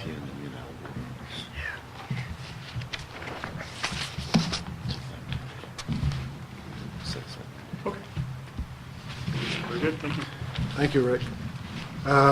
Moving on to item 8G, General Manager Objectives for fiscal year 2018-2019. Eric, you have our updated, Yes, Stanish had a few changes he wanted made, which he indicated at the last meeting, so he did provide those. Those are included in the packet, in the red line version, so you can see what his changes are. I think we really thought that PG&E would have been done in June, so that was eliminated, but since they tried to pull some last-minute shenanigans, and have since rescinded those last-minute shenanigans, we're still lingering on into this fiscal year. So they went back to the original agreement and got rid of that stuff. So that was added back in. That was the biggest bulk of it. And then adding the Summer Festival target goal based on, to be decided on our Sunday, September meeting.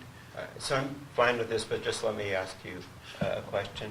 On operations number 1, it says achieve water of 10%. And I could tell you right now, I don't think that's possible because there aren't enough projects to get it to that. So why sign up for achieving a goal that doesn't seem feasible? What's the strategy there? That's what the operations committee recommended. Okay. Okay. We've identified some other issues. I mean, we've identified, illicit use, contractors using water without construction meters, and we've tried to stay on top of those things. Okay. It says efficiencies. Does that mean losses? Or what does efficiencies mean in this context?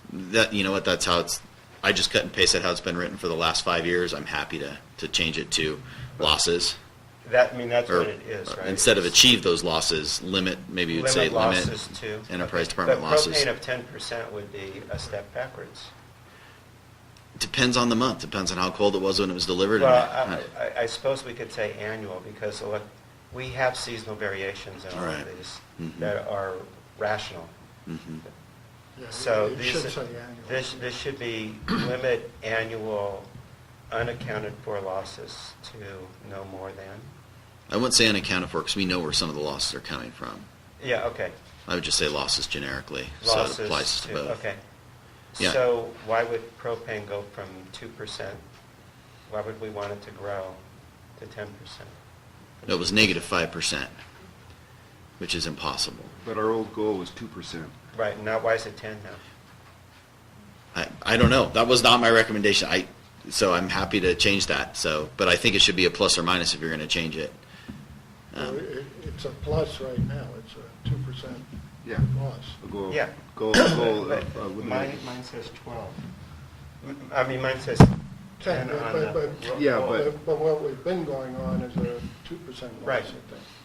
I'm just asking why are we increasing it from 2% losses to 10%? Happy to change it. Randy, do you have any idea? No, on that recommendation, I would propose we return it to the 2%, which is the current, which we're meeting, so I don't know why Oh, okay. you would set ahead Yeah. higher goal. It's really difficult to measure because of... Yeah, I know, I just wanted to know why it's going down. Unless we have a big leak, then Yeah, you know right I away. realize we don't always accurately know what's in the tank because of pressure variations. Yeah, it's pretty hard to measure. And are we eliminating wastewater from this? Yes, because that was eliminated Yeah, because we're doing so many projects over the next 5 years. Right, yeah. That was eliminated. That was intentional.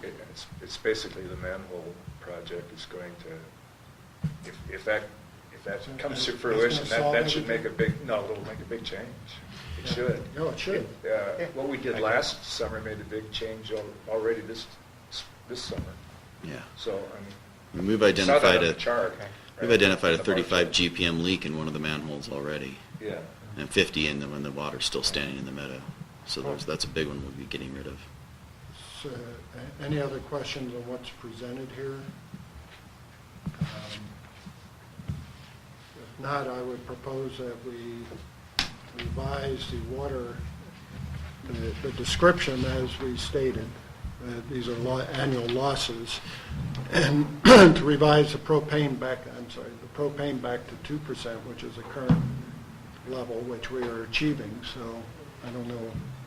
And I would put water back at 15 unless there's a project to make it, 30%. There's been operational changes I've implemented Uh-huh. that I think will bear fruit, but I'm Okay, happy to go all to right. 15.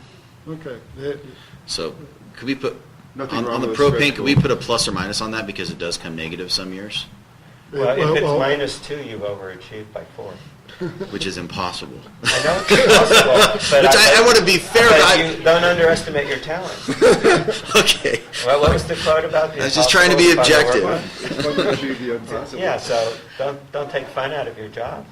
2% is fine.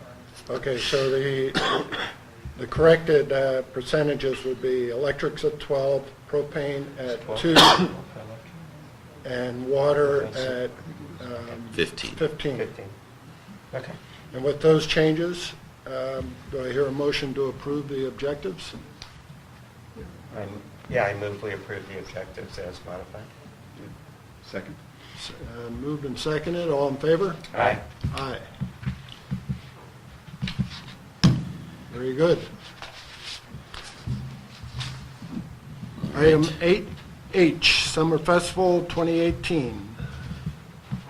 So this is just a recap of Summer Festival 2018, where we are and where we were. So for the first time this year, we did track our actual labor expended, total labor expended. The actual labor applied to it was only the normal 8% G&A allocation, not the full amount. And so in terms of, profitability, the overall gross profitability was $44,000 and the net was $34,000 gross profitability.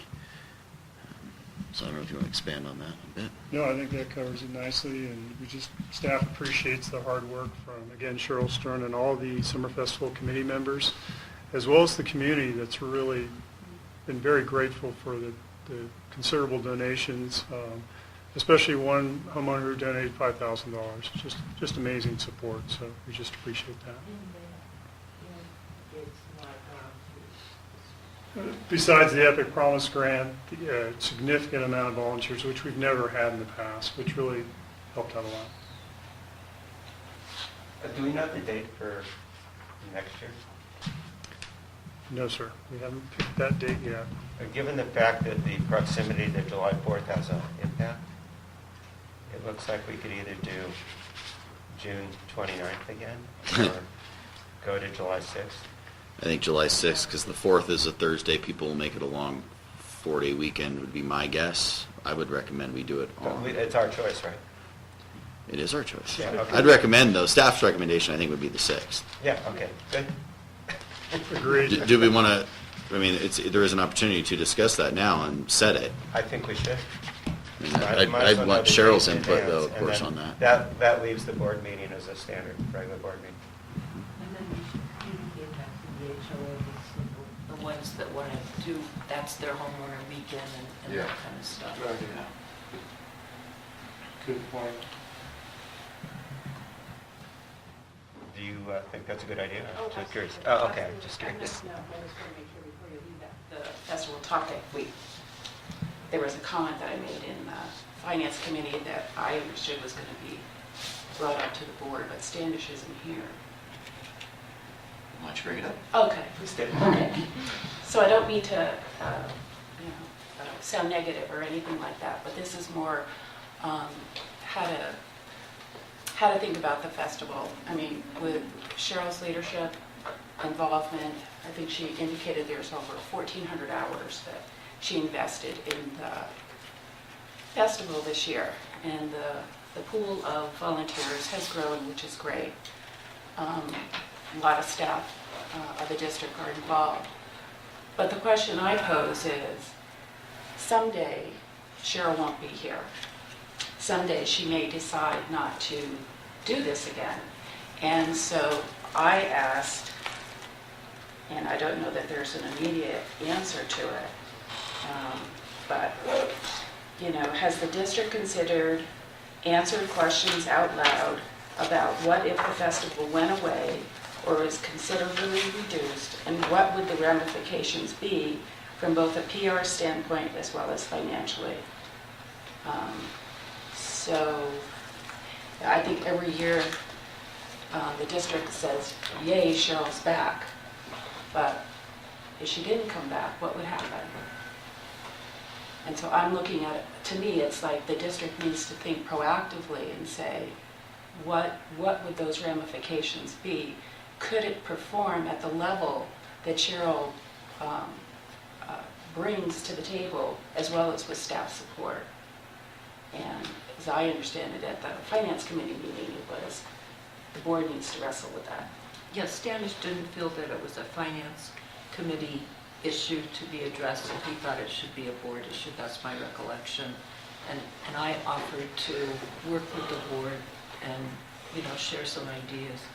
And I think it was Eric that was supposed to bring this up to the board, because Eric Rickert was not present at the finance committee meeting. That's my recollection. The one, and can I expand on your email a little Oh, bit? absolutely. Go right The ahead. one thing that Nancy and I kind of bantered back and forth about was essentially, if we were to consider all the labor expended by the district, the donations we received were essentially the net profit. And those are solicited outside of the summer festival in its entirety. So it's 15,100 versus 15,365 if you considered all labor, which labor is being spread across other departments, so it's not a full impact. And so is it time to retool the festivals? That summarize our, you know, back and forth email. So that was definitely, you know, just a question the board needs to decide. Is it worthwhile?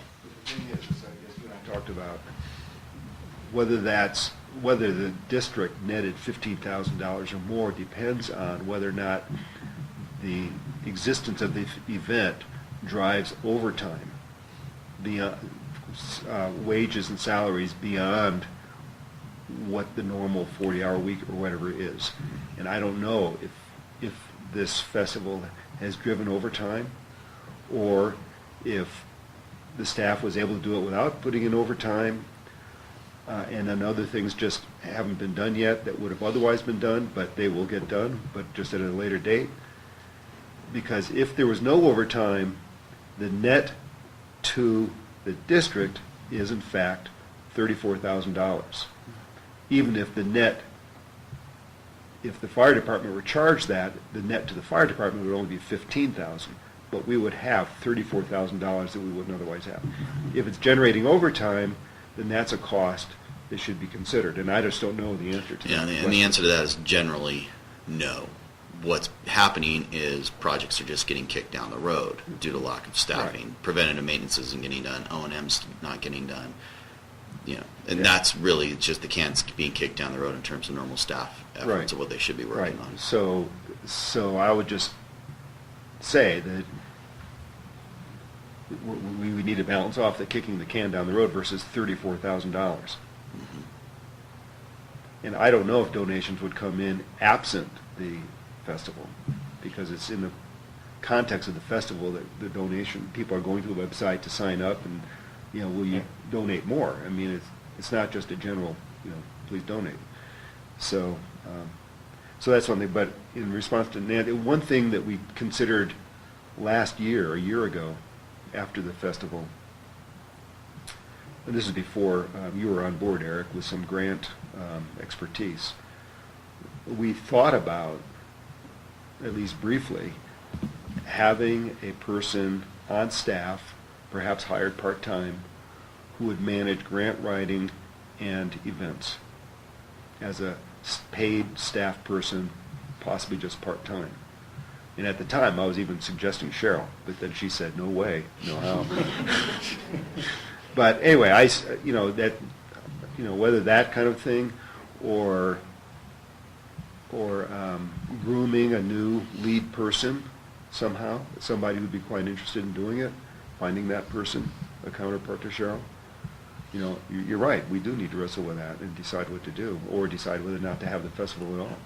One of the other suggestions that came out, and I can't remember if it was Nancy or, was possibly getting the homeowners to take a piece of each portion of the festival as a way to get them involved. Is encourage.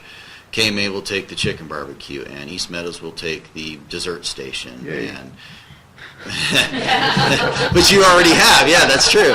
But that was another discussion as a way to encourage them to remove some of the burden, one from Cheryl and two from get more volunteers from people that are just basically enjoying a big party because it happens to be their home weekend for their HOAs. Well, maybe you should participate a little bit too and improve it and make it better. And that was another suggestion that came out. It's hard enough to get people to volunteer to be on the committee. I mean, it's hard. I mean, this year I went after 10 people, new people, and tried to get new blood into it, to groom somebody to take a larger part of this other than myself, and it just doesn't happen. It happens to be the same 2 or 3 people that step up every single year, no matter how broad the net is. And the other thing that I think the board needs to consider is this is one of the longest running events in Kirkwood. And Kirkwood is a very remote community, and we need to build some community spirit. So let's not just ignore that part of it. Yes, it's a fundraiser, but it's also a community event that people have become accustomed to. Right. And as for the donations, some of these people are not going to continue to donate because they're getting older or whatever, So I think Standish's point was that the $13,000 that we received in monetary donations could, collapse to $7,000 in a year or two. So, anyway, that's all I want to say, but I'm happy to be actively involved in figuring out the future of the Kirkwood Summer Festival. So which committee should take this Planning. and work it? I think planning. Yeah, I think it is a plan. That's good, because Cheryl's on the planning. Really? I didn't know that when I said it. No.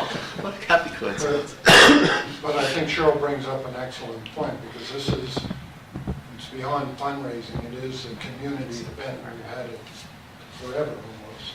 And I think the idea of trying to get more participation by the homeowner associations as a community event makes sense. So I do think this is something we do need to discuss and figure out just where we're going on this. So I would agree that this is a topic for the planning committee, and if you don't mind, Eric, taking that one on.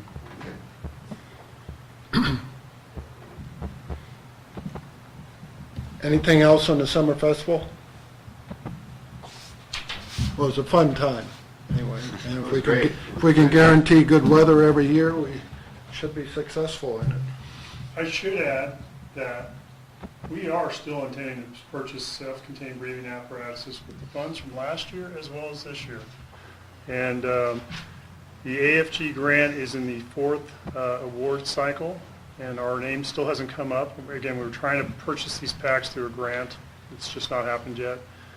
Last week, we actually met with the Cascade Fire and Scott, who is the local distributor for the packs we're interested in purchasing, and actually seen the packs. We're matching the pack style and specs to Bear Valley and the local agencies that we'll work with. So we'll be bringing this back probably in September, if not August, or October, depending on one, if the 5th or 6th round of AFG grant funding has our name on it, or 2, I can get all the information together to get it before the board. But again, I just want to make sure the community knows we are still planning on intending to purchase the things that we asked for. Yeah, once it's approved, could you please be sure that there's a newsletter article that widely disseminates that, yes, we purchased these? We will for sure make sure, and on the website. And Rick and I also met with Chief Hughes a few times this week, and there was a discussion about if he was going to purchase, possibly him tagging on with us too, so we may have a slightly bigger order and maybe get an economy of scale too. So we're waiting. He's still ruminating on that, but we're waiting on that as well. Eric, so we have a planning committee potential schedule for August 31st at 9 a.m. I think we should just make sure that the committee members know that we are going to have that meeting. I think with the new objectives and this item, there's going to be plenty to talk about.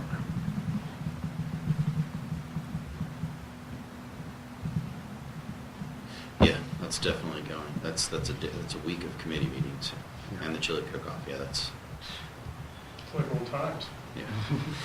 There's a lot going on that week, but no, I plan on planning, so that's good. Okay. Definitely. Okay. I just need to make sure that the committee members know that, Yeah. that it will be held. Yeah, I think it's on Google Calendar already. So Well, it's just people, we need to confirm it Yeah. because we weren't sure. Okay, thanks. Sooner than 2 weeks before the meeting? yes, please. Yes, if you could Let's do send it that out Monday. so people know, I appreciate it. Thank you. After the meeting today. Okay, anything else on the summer festival? Now we'll move on to 8I, Vail Electricity Incentive, and Eric, would you update us on this? Sure. So we all heard what Standish said last meeting, and his emails included in the packet for those that weren't here about his thoughts on that. One of the discussions we had was to reach out to our district council and confirm whether or not it was even feasible. The short answer is no, it's not legal to do this. Then I did a little more digging with California Special Districts Association through their website for general managers, reached out to a few of them, and there are some districts that are doing it. The only way they're able to do it is with non-rate funds.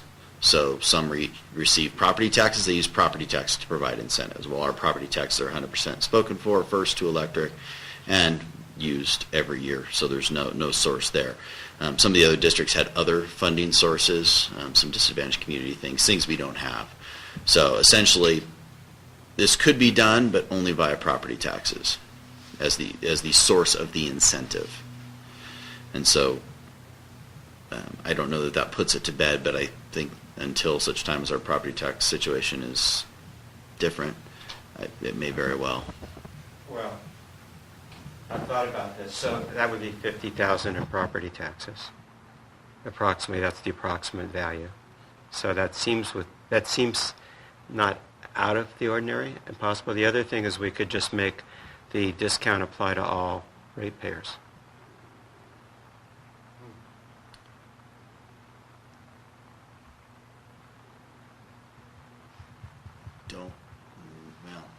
We'd have to adopt an entirely new rate structure with a April 8th to April 30th.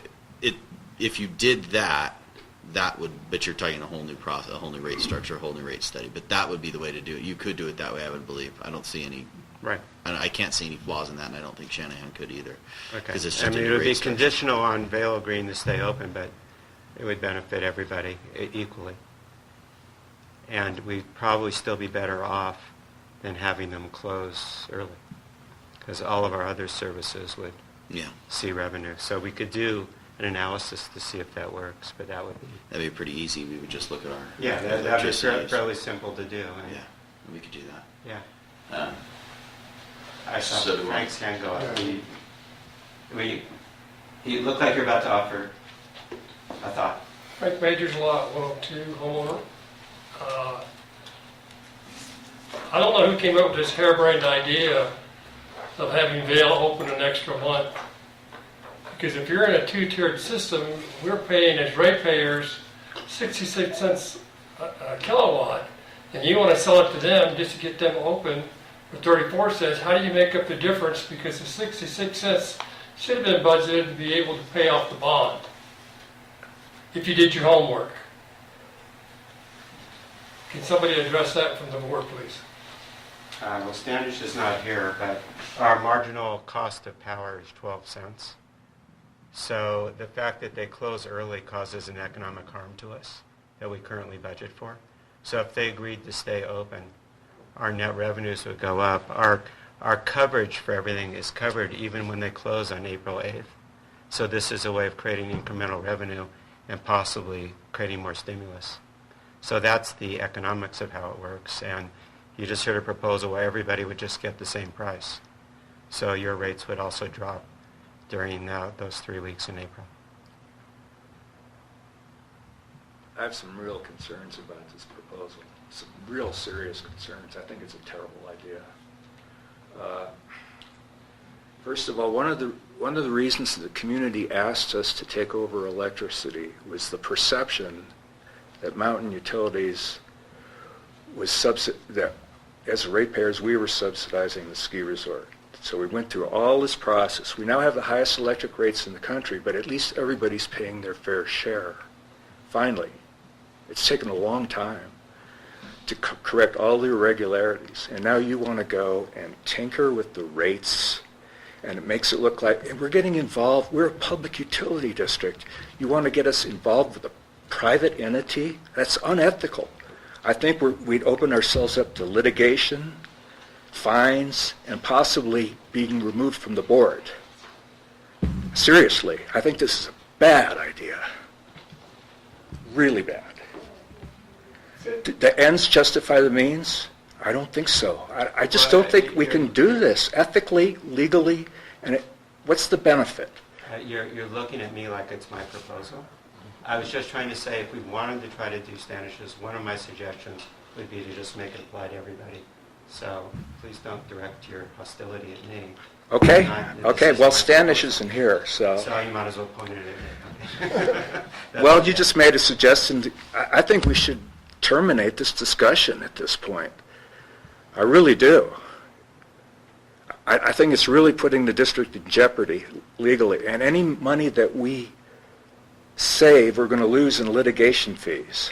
I predict it. There'll be a ratepayer protest. I just can't sit here and accept this. I'm sorry. This is just unethical.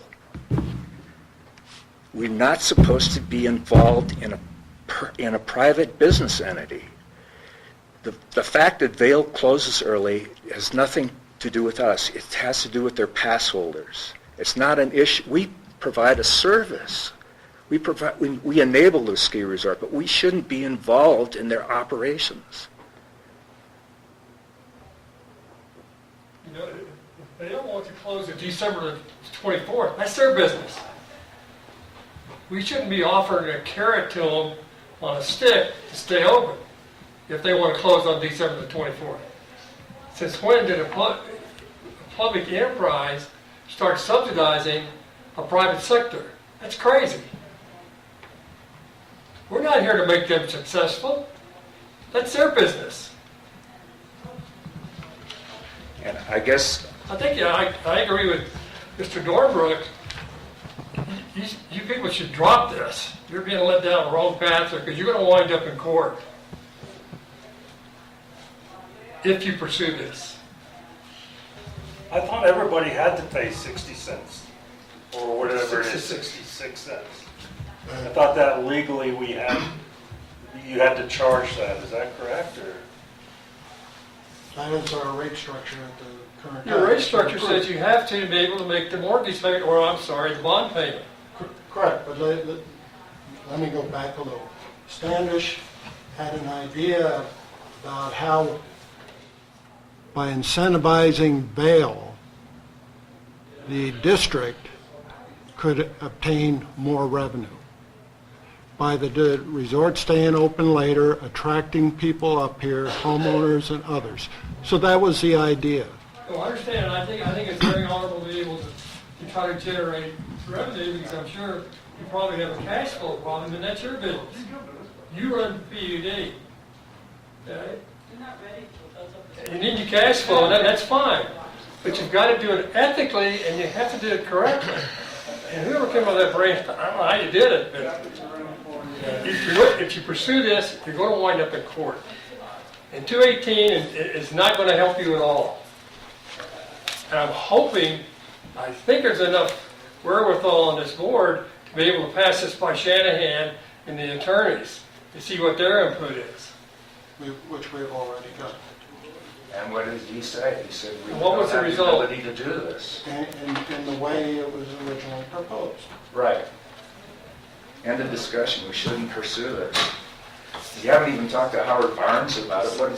You could be jeopardizing the Russ loan by tinkering with the rate structure.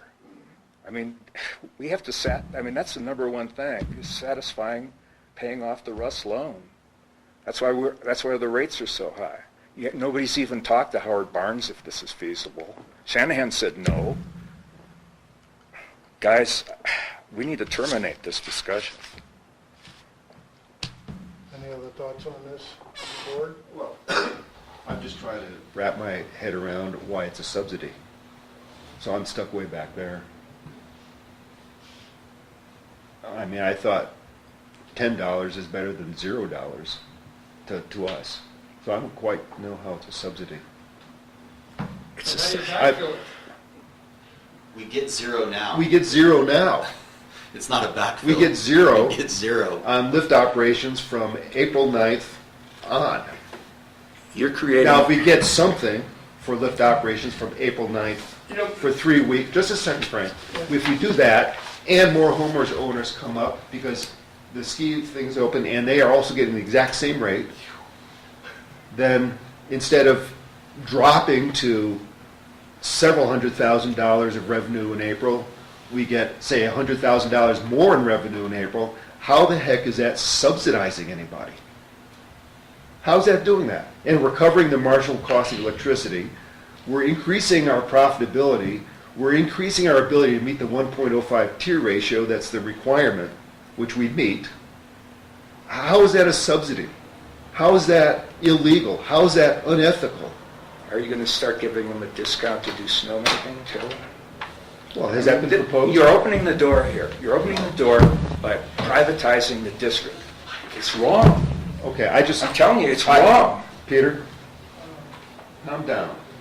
I'm not calming Calm down. down, Peter. I'm not calming First of all, down. I don't know that I would support this proposal. I think it's a complex thing, and it was an idea. And it wasn't And you researched. shouldn't, but you shouldn't be jumping all over people who are trying to create creative ideas to make us a healthier financially district.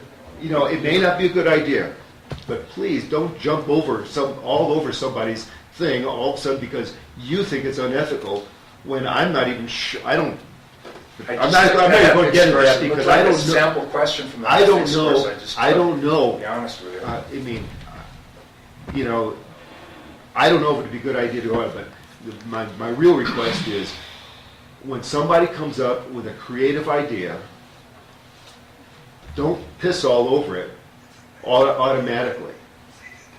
I've had a Discuss month- it, I've had a month discuss to it, think about it, and the discuss more I think it, about it, the worse it but discuss it calmly, and if it's not a good idea, we reject it. After all the work we've gone through to get everybody to pay their fair share for electricity, you want to change, you want to go back to the way it was, which is... That's not... I think anyone's talking about going back. I don't know. I That's what it agree looks like with to Eric. me. Peter, I agree totally with Eric here. Standish put this out as an idea to explore. We are exploring it. It's not here to approve. We're exploring it. We're getting an answer from our attorney, which you've seen, and we're here to discuss it. And he said it's a bad idea, essentially. He said that the way it was proposed does not work. That doesn't make it a bad idea. That makes it an idea that maybe needs a little more study, maybe a little more research to alternatives, or maybe we drop it. I recommend we drop it. I heard that. Any other suggestions on this topic? I don't have a suggestion, I just have a question. What has Vale's reaction been? Radio silence. Okay. But you're not surprised by that. No. And neither am I. No. I think they're waiting to see how this goes before they probably get any more interested in it. Yeah, I mean, Anyway, just to summarize my thoughts, I haven't stated an opinion whether I would support this or not. I'm just trying to figure out what it would look like that might possibly work. And my recommendation would be is contingent on Vail remaining open for the days after that, that we would adjust our electric rate for all customers to this different price. And that would be in effect for the very end of the season. The purpose of it would be to encourage the season to be extended. And then we could do an analysis it says, does that cause us, is that neutral to us? Does it help us? Is it harmful? If it's neutral or harmful, then there's no reason to do it. If it actually benefits the community at large, it's something we could consider. And I still don't know whether I'd vote for it or not, but I don't appreciate the anger. Well, that's the kind of person I am. I've wrapped up 35 years of my life in this district, and I want it to remain ethical and fair to the public and not privatized by some mega corporation. Well, the 66 cents is the fair amount that everybody's come up with to pay the bonds, and I guess to come out equal. How is putting everybody at 30, excuse me, let me finish. Putting everybody at 30 cents or 33 cents, whatever it is, how does that come out be profitable? I'm sorry. Because 66 cents is tied to our assumptions of how much electricity we will sell in a year. Yeah. If we sell more electricity, if we were to grow how much electricity we sell, that rate can drop. But, so if you stop selling electricity at the rate we normally do when the ski season is open, when you stop that at April 8th, that's what our assumptions are in our budget. That's what sets the rate. If we can sell more from April 9th to April 31st and cover all of our costs, then we are actually bringing in more revenue and selling more electricity, and there is no hole to fill, there's no gap to create. You're creating a surplus beyond which we had thought we would be selling electricity. That's what it is. It's not a subsidy to anybody. I don't see how it's unethical. But I mean, I would have to see, personally, I would have to see a financial analysis. First of all, I'd have to see that Vail is interested. If they're not interested, forget it. Don't spend any time on it. Secondly, I would want to see a financial analysis. And yes, Howard Barnes might be a person to help with that. To see if, in fact, what Standish's idea is financially a good idea for the district and for its customers. And then discuss it. But, I mean, what I really object to most is somebody comes up with an out-of-box thinking idea, and it's just slammed right out, boom, slammed. It's like, don't come up with good ideas. Don't come up with creative ideas. Even if it's a bad idea, don't come up with those ideas because you're going to get slammed. That's not good. What I'm hearing, I think there's a couple avenues. If we want to explore this further, there's a couple avenues. If the board wants to refer this back down to committee, there's a couple things that need to be resolved. One, the legalities of the alternative method, which other districts are using, which is the property tax. The rates can't be used. Clear as day in Shanahan's letter. No rates. Or Bob's suggestion of an alternative. What if we lowered everybody's rate to a certain amount? For 3 weeks. For 3 weeks. Or it'd probably be easier just to do it for a month. Kelly would kill me if I did it for 3 weeks. But that would be the alternative. It would be district-wide reduced rate for every electric customer. Not just Vail, not just Whiskey Towers, not just KMA, everybody. That's what I heard Bob say as an option. If we did that, that would involve a new rate study analysis. Because right now the board could set a different rate for every month if they wanted to set the rate structure that way. And we're not subject to 218. I forget who said the 218 process. We're not subject to 218 on electric rates, so that's irrelevant. The third thing is to talk to Howard Barnes about the implications of RUS. Is there any implication to that? I think the answer is no, because we make our tierage. Right now, 67 cents times 0 is 0. 30 cents times 100 is more than we have, more than 0. So it would be additional revenue if we did that. But of course, you have to analyze how much we sell already in April to our existing customers, and that would be offset by the reduction in that.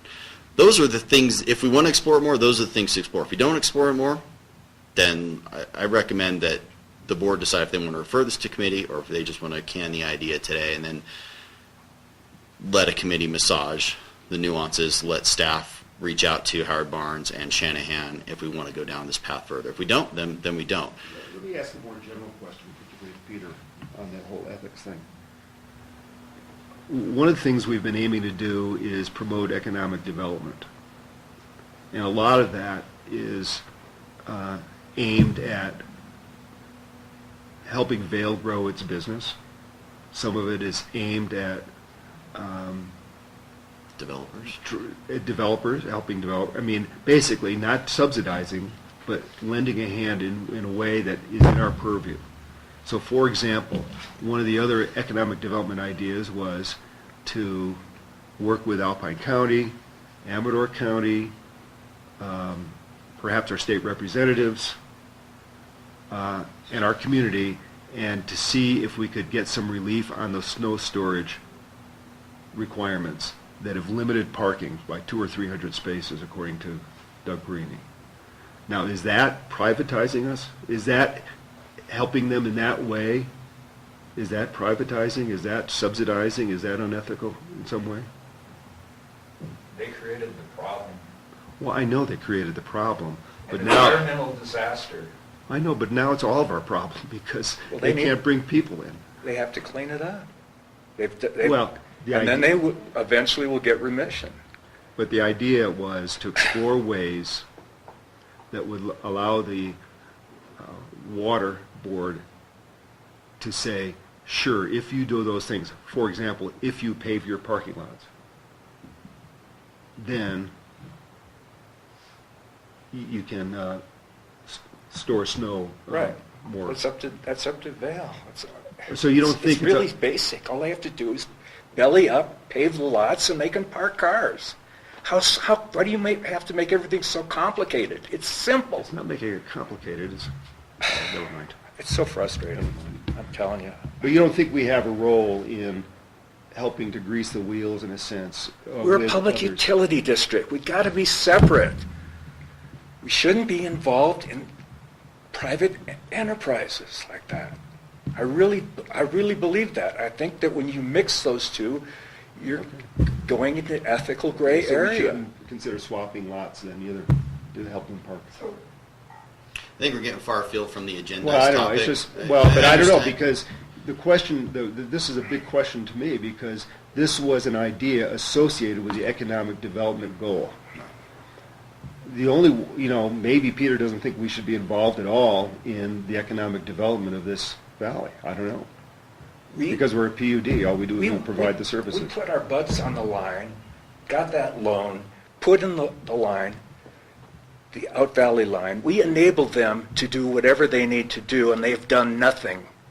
Okay? I realize that. I mean, believe me, I'm as frustrated with them as with that They as you have are. contributed nothing. I know. And you want to put the district in jeopardy? We could all get thrown out of office for this. I'm Well, serious. That's what I don't, that's the part that I don't get, but anyway. Did you take that last ethics webinar? It's like a sample question, a multiple choice question. This, I disagree with you, Peter. I understand your concerns, and certainly we don't want to do anything unethical. That's why we study things before we do them. But I think you're going far off base here in your thinking. So, you got your opinion on it. We got your opinion. Any other? Nancy? Should the board decide to move this idea along, one of the things that I think you need to do is go back and look and see that April close date moves. And I've tried over the years, since Vail has been here, first with Casey and then with Doug, to try to figure out what makes that date move. So it's not a static date. And I don't know whether they've chosen the date to close this year. They did. I thought you were at his presentation. I thought maybe no, you still probably came in. But anyway, basically, I think, and I'm going to paraphrase it. I know Eric was there. He was sitting not too far from me. I think they said second Saturday of April. For this year. It's going to be consistently their date. It's never going to move. That's how I heard it. And he's not here to speak for himself, but that's how I heard it. That was, I don't know. Jeff, you were there too, I think, at Perini's presentation. No. Well, darn it. I guess it's just you and me, Eric. That's how I heard it, so I don't want to speak for Doug, but that's how I heard it. But And as far as my comment regarding the ethical thing, and maybe ethical isn't the right way to say it, but I get it. I mean, it's you all as a board or your predecessors, convinced the community to support the purchase of mountain utilities. And so now it's like you're turning the turntables, so to speak. And if you decide to move ahead with this idea, I think you need to get out in front of it and start communicating about it, because if there's a Peter, if there's a Frank, and sorry, I don't remember, Richard, there's probably other people out there, and it's not a short time frame in which to communicate. It's like it shouldn't happen this year, I guess is what I'm saying. Yeah, well, I mean, the bigger question for me, which I think is worth discussion at some point, and that is, I think what Peter is saying is that we are a public utility district, we provide utilities, we charge for those at a rate that matches our costs, and we shouldn't be doing anything else. That is our role. That means no summer festival. Well, if you take it to the extreme, it means that really we shouldn't be taking on communications for TriTac. That's not a utility. But there was a move over the past several years by many in the community, including Nancy, for example, who said, no, you are the one public agency that represents all of Kirkwood. And so when it comes to certain things, we're looking to you guys to do more than just provide the utilities. And then this whole economic development thing idea came up because Bob wanted to try to get Vail to do more. Remember, there was going to be a trip to Colorado, and then that evolved into having these economic development meetings. But maybe we shouldn't be having the meetings either. So I'm not advocating one thing or another. I'm just saying that it's a basic philosophical question about what the PUD does and what the PUD doesn't do. So, as someone who's worked with and for utilities for over 25 years, there's no utility that runs like this. None. As you said, this district has taken on more roles for the benefit of the community that are outside its realistic legal purview, but it's all for the benefit of the community. And I think that's a great thing, that the district wants to do that. But if there's concern that what we're doing is opening us up to litigation, maybe we should reevaluate and just go back to being a pure utility. That's something that maybe we need to talk about economic development and that in the same sense. I don't know. Well, as a member of the community who lives up here, my first thought of this was you're creating a two-tier system. And I don't think that's ethical. But if you're having everybody pay the same amount, Vail, the community, that might be another thing. That's just my generalization and just thinking about it without really looking at all the feasibility studies and everything else. If I were Vail and this was offered to me, I'd jump on it so quick and make your head swim. Because what would that mean? I would have to reduce my lift tickets? You think I'm crazy? I'm in business to make money. I'm not going to do that. You're not talking about some rinky-dink outfit. You're talking about a mega corporation. And their sole job is to answer to the stockholders and is to make money. And what a sweetheart deal that would be. I want to give you electricity at half price. I don't care how you cut the cake. It's going to come out. You got to be very, very careful. I mean, that's Econ 101, basically.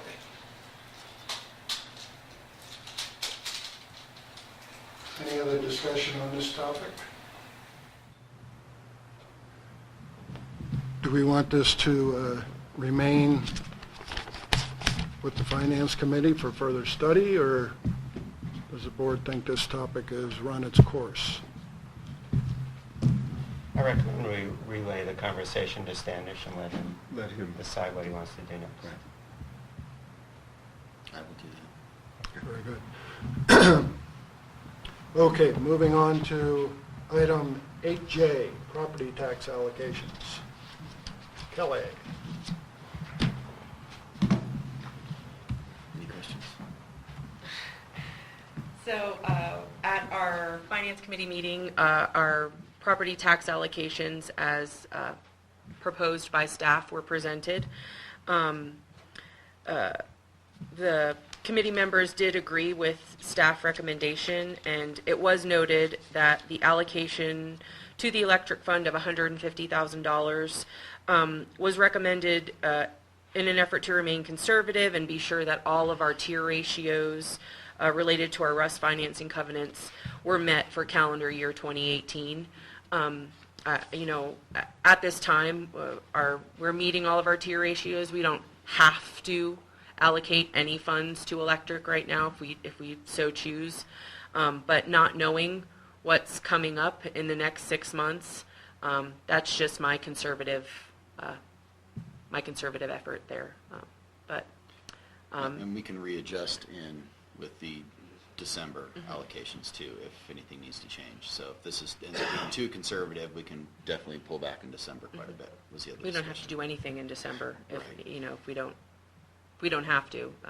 Just the way the RUS, calendar year compares to our fiscal year, it's me being conservative. And the Finance Committee concurred with being conservative on that. And so I would just ask that, the board approve these recommendations. Okay. Board discussion? Questions? Makes sense to me. Nancy? I see you quicker than they do. Sorry. So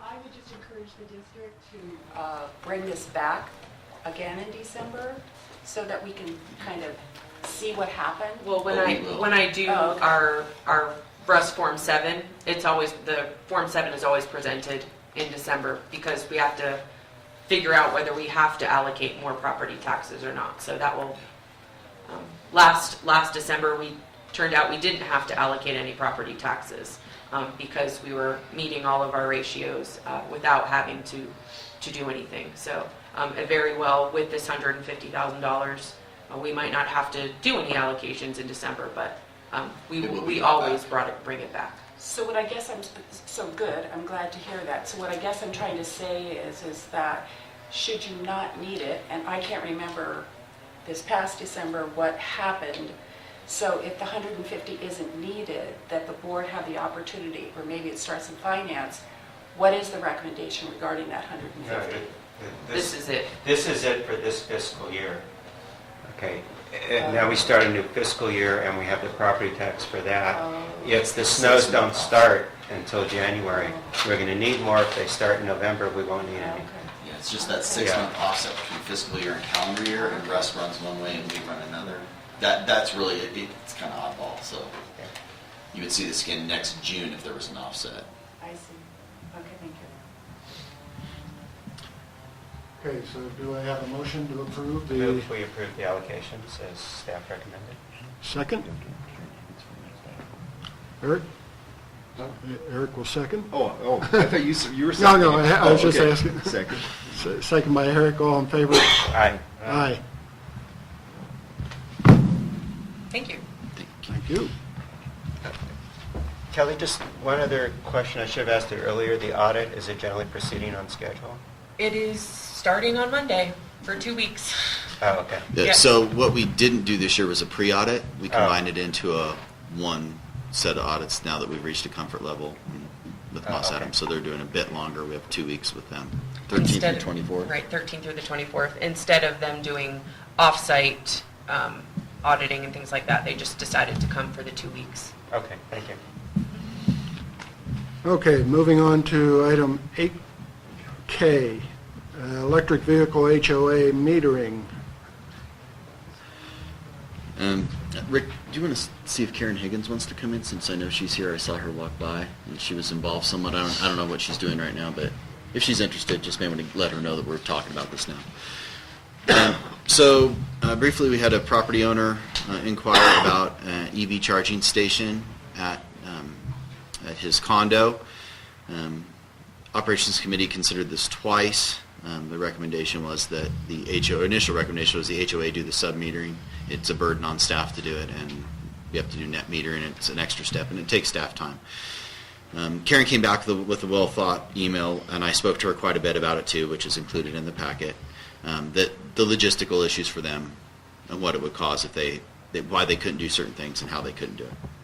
So then the next recommendation from staff was that in order to avoid any load disruption on a condo's meter, such as a reduction of load capacity within their panel, that this be allowed, but it be individual meter drops, meter sets for anybody that wants an electric charging station. They'd have to work with their HOAs, and then they'd have to work with the district, and that was the recommendation from staff. I don't mean to speak for Karen, but she is favorable to that as an option, and so that was the recommendation that came out, is that we allow it, but they do individual drops, no more sub-metering off of condo panels.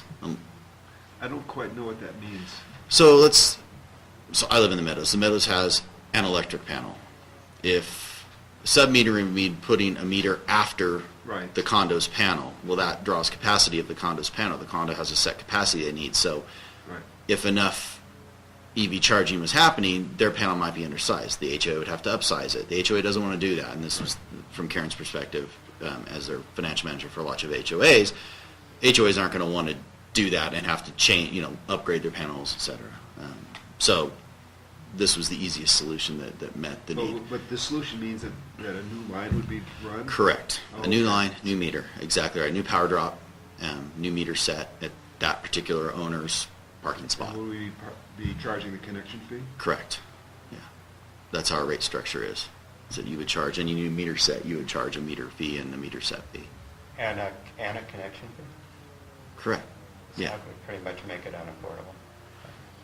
That's our rate structure. We can't. Yeah. Until we adopt a new rate structure, that's how it is. Anybody who wants to set a meter has to pay the connection fee. And Okay, so we're more or less eliminating electric charging in locals. In HOAs. Well, the same thing with a house. If a house wanted to have a new drop, The house would be a different situation. That's not analogous at all. They would size their initial panel drop to handle both those things. It's one panel. It's not a subset of a panel. A duplex, that might be an issue if you don't have separate panels, but I think most duplexes have separate panels too. It really applies to common unit condos. Is really what this situation is. And the cost of the connection? I mean, just roughly. We just increased them. Kelly, do you remember what it? $6,000. Yeah, like 62. $6,000 plus the meter plus the electrical. Mhm. I mean, you would never recoup it. Right. And it would apply even if we allowed sub-metering, the same cost would be there ultimately. Especially if the HOA had to upsize their panel. That's a whole new service drop in size and EDUs and et cetera. Okay. So let's pretend we didn't have the previous conversation. Which previous conversation? Good. Oh. That's exactly.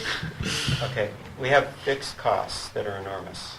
And the only way to make rates approaching, I'll never call them affordable, but less, is to increase the amount of usage.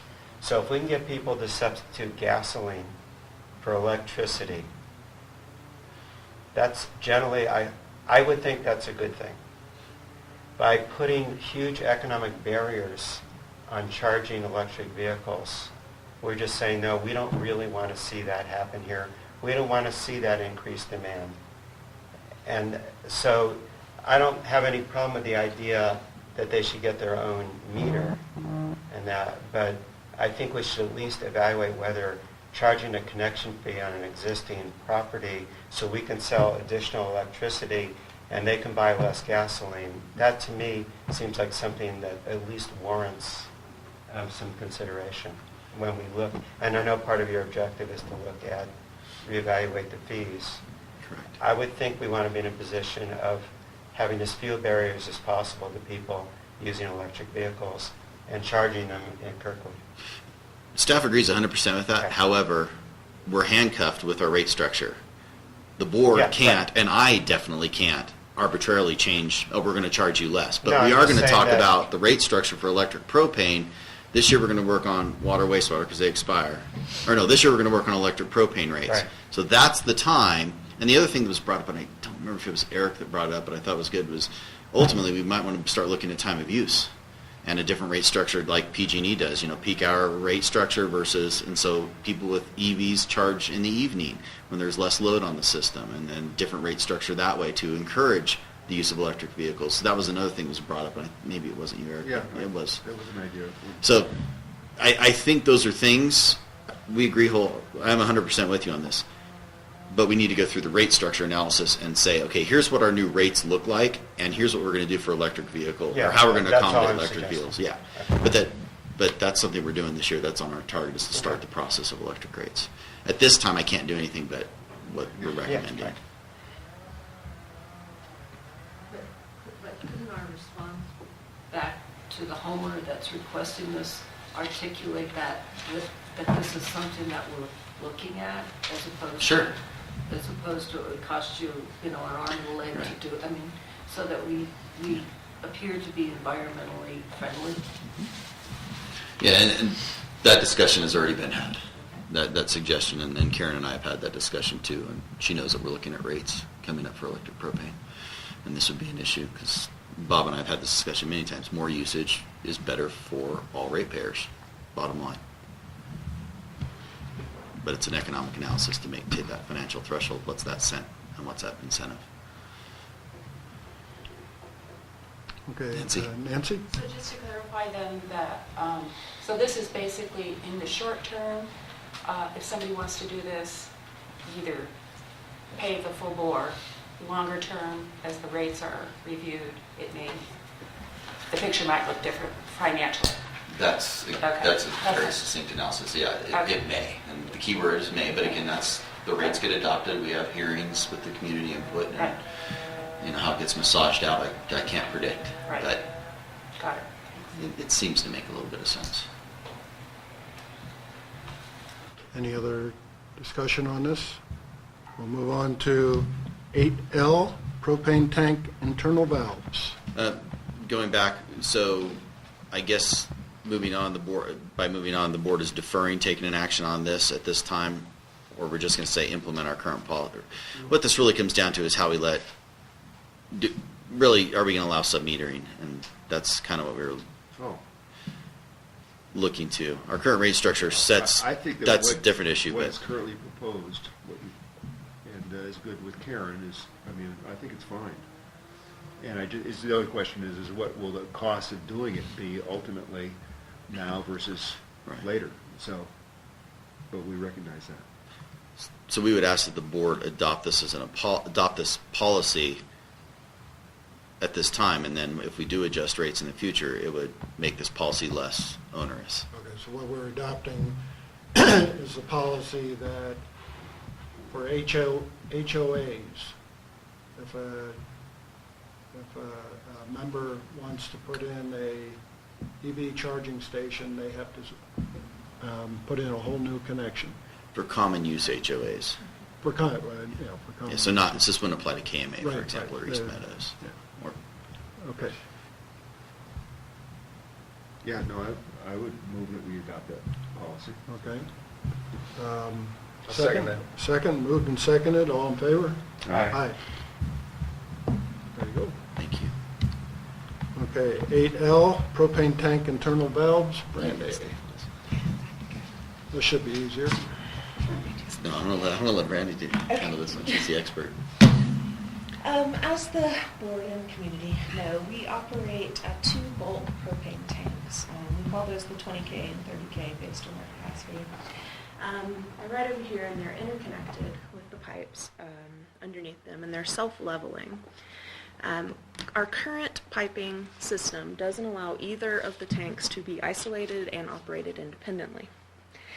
And the self-leveling part of our system is very important because when we get propane deliveries, the tanks fill at the same time, and they're supposed to lower at the same time. We had an issue this winter with the self-leveling. In about February, the ability of the system to self-level started to fail, and it persisted throughout our high usage months of February through March. The 20K tank was lowering its level faster than the 30K, and at our worst point we got down to 27% capacity in the 20K tank and 85% capacity in the 30K tank. The reason this is a problem is that if either of the tank levels drops below 20% and we have a high use weekend, a high demand period, we may not be able to maintain propane system pressure. So we had a couple of months of a lot of nerves here, a lot more frequent deliveries, trying to keep the tank levels at adequate points. We knew this was coming up, and we did include a $10,000 budget allocation to have this investigated to try to see what's going on. And we had an initial visit from Kiva to do some investigation and maintenance work. What they found was that the internal liquid excess valve on the propane tank, which is one of the valves underneath the tank that gets buried in snow, it had activated sometime in the winter, and it had failed in the closed position. So the liquid that should have been coming out of that tank to balance the levels wasn't happening.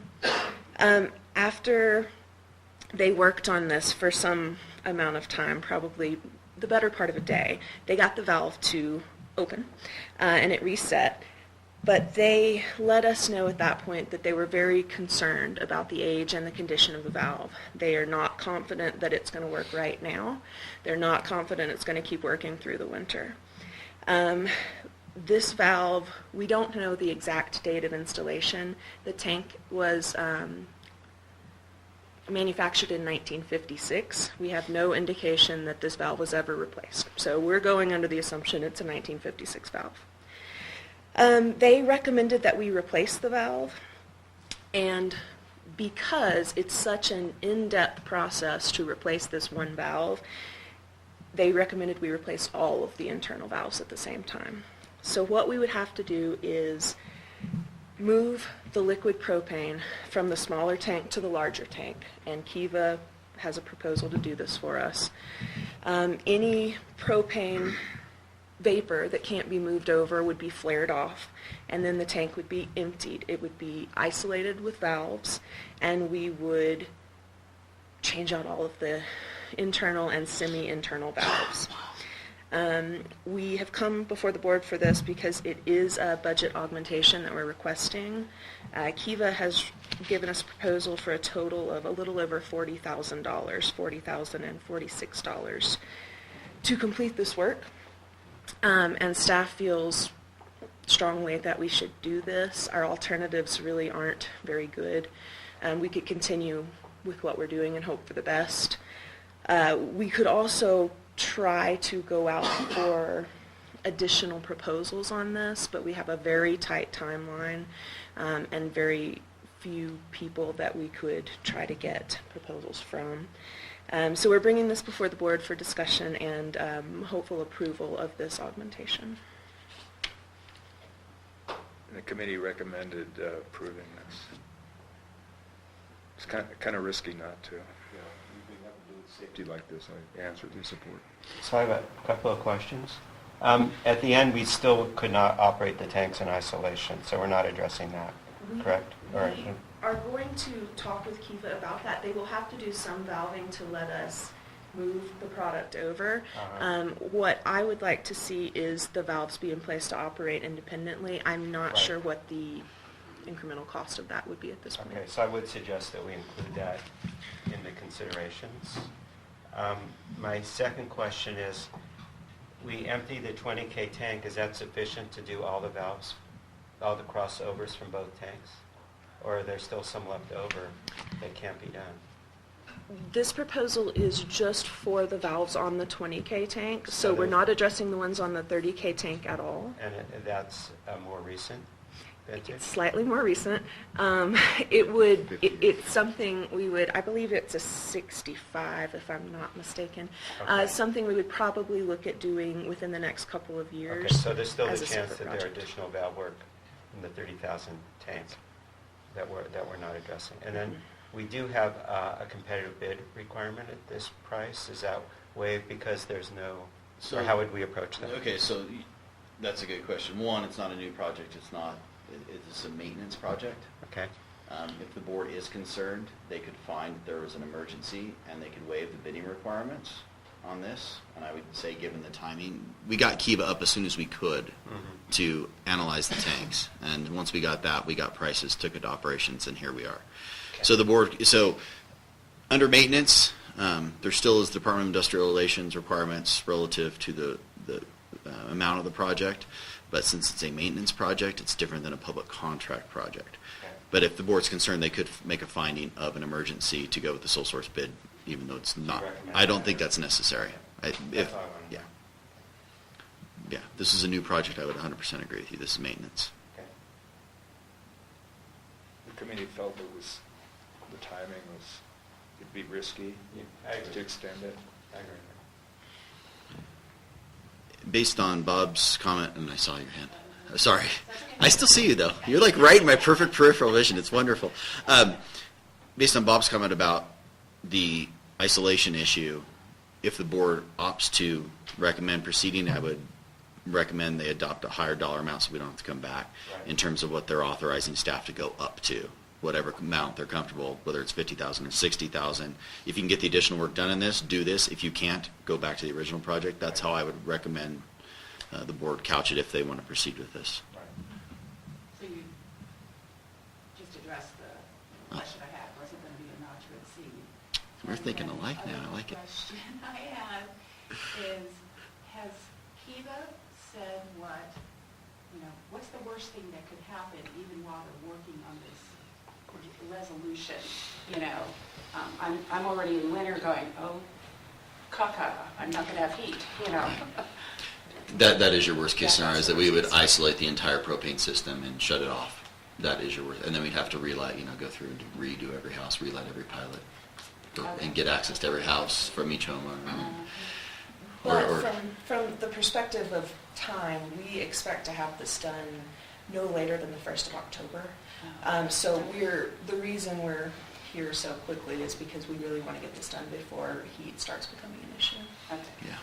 So do you have a estimate on isolating the tanks? I mean, do you have an idea? I can't imagine it would be more than 20,000 additional. I think that's very conservative. That's my back of the napkin.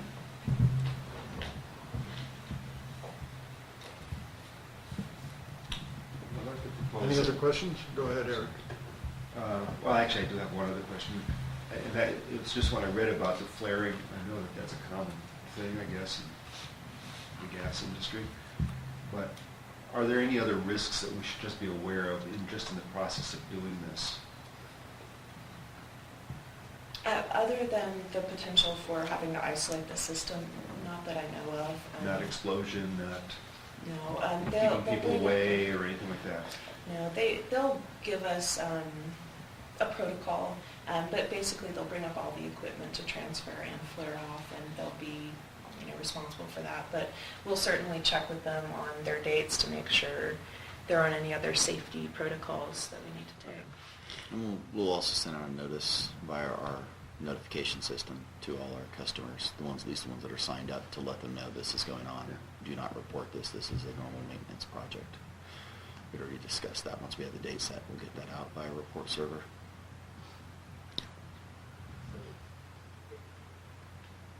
Tying it all together.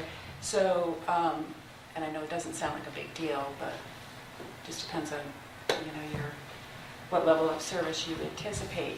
But, there's no anticipation that we won't be able to get to the dumpsters or something like that. No anticipation, but once we have their protocols, if they need 100-foot clear space, then we will notify by a report server, access to the dumpsters will be restricted this day from this hour to this hour, if that comes out, for sure. Along with notifying the vehicle maintenance shop, for example. Yeah, definitely Yeah. encourage. We don't anticipate that, but Yeah. if it was, we would do it, for sure. Well, I'd like to propose that we approve not to exceed $60,000. Does that make sense, Peter? Yeah, Operations.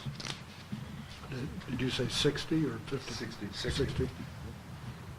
And that would include the isolation. Yes, that would be, yeah, I mean, if Meter. no isolation, The then 40. no more than this amount. Do I hear a second on that? Peter, yeah, did- Okay, Peter, seconded. All in favor? Aye. Aye. Okay, item 8M is the fire funding. So finance considered this, as the board well knows, we annually run deficits from 90,000 to 160,000 in operational fire funds in the government fund. The current budget, as a placeholder, has anticipated doubling of the per square foot assessment on structures. That accounts for about $60,000 increase, which still leaves us with a $90,000 deficit. So finance discussed, and the staff recommendation was between $90,000 and $100,000, and they went with the $90,000 for the new funding source to augment the fire funding. And so before we go down the path of which funding mechanism we're going to use for how much, we needed to set our target. And that's so when we hire a consultant, we can tell them, here's our target. And this is what it is. So Finance Committee recommends $90,000 as the target goal for our special consultant. Once this is set, then we will narrow in on our goals within the funding mechanisms, and then release a request for proposal from consultants to propose on doing the special assessment engineering, as well as the legal aspect of it as well. Yeah, I just say we did have a good meeting with Terry and folks at Alpine County yesterday regarding the idea of a new percentage higher than 20% for property tax increments being on some new base year. And they didn't say no. They didn't go say take a hike or anything like that. So actually I went away feeling pretty good about it, and we do have a next step, which is to try to work at getting Terry and her folks together with either Lynn Morgan or Jeff Brown and their folks in Amador and us to talk about coordinating it and making sure that everybody feels like if the counties are making this additional revenue available to us, that it's in balance with the services that the counties provide and those kinds of things. So we don't think that in the end the amount would be, it would definitely be a minority amount of the $90,000 that we're seeking. So we are quite certain that we will need to go with a special tax, as we've discussed in previous meetings. But I think it's important to the community, I think it's important to everybody that we gain funds from a range of sources, from at least several sources. And so this is our attempt at doing this. But anyway, the $90,000, it'd be great to have that target set. Any other comments, audience? Do I hear a motion to approve the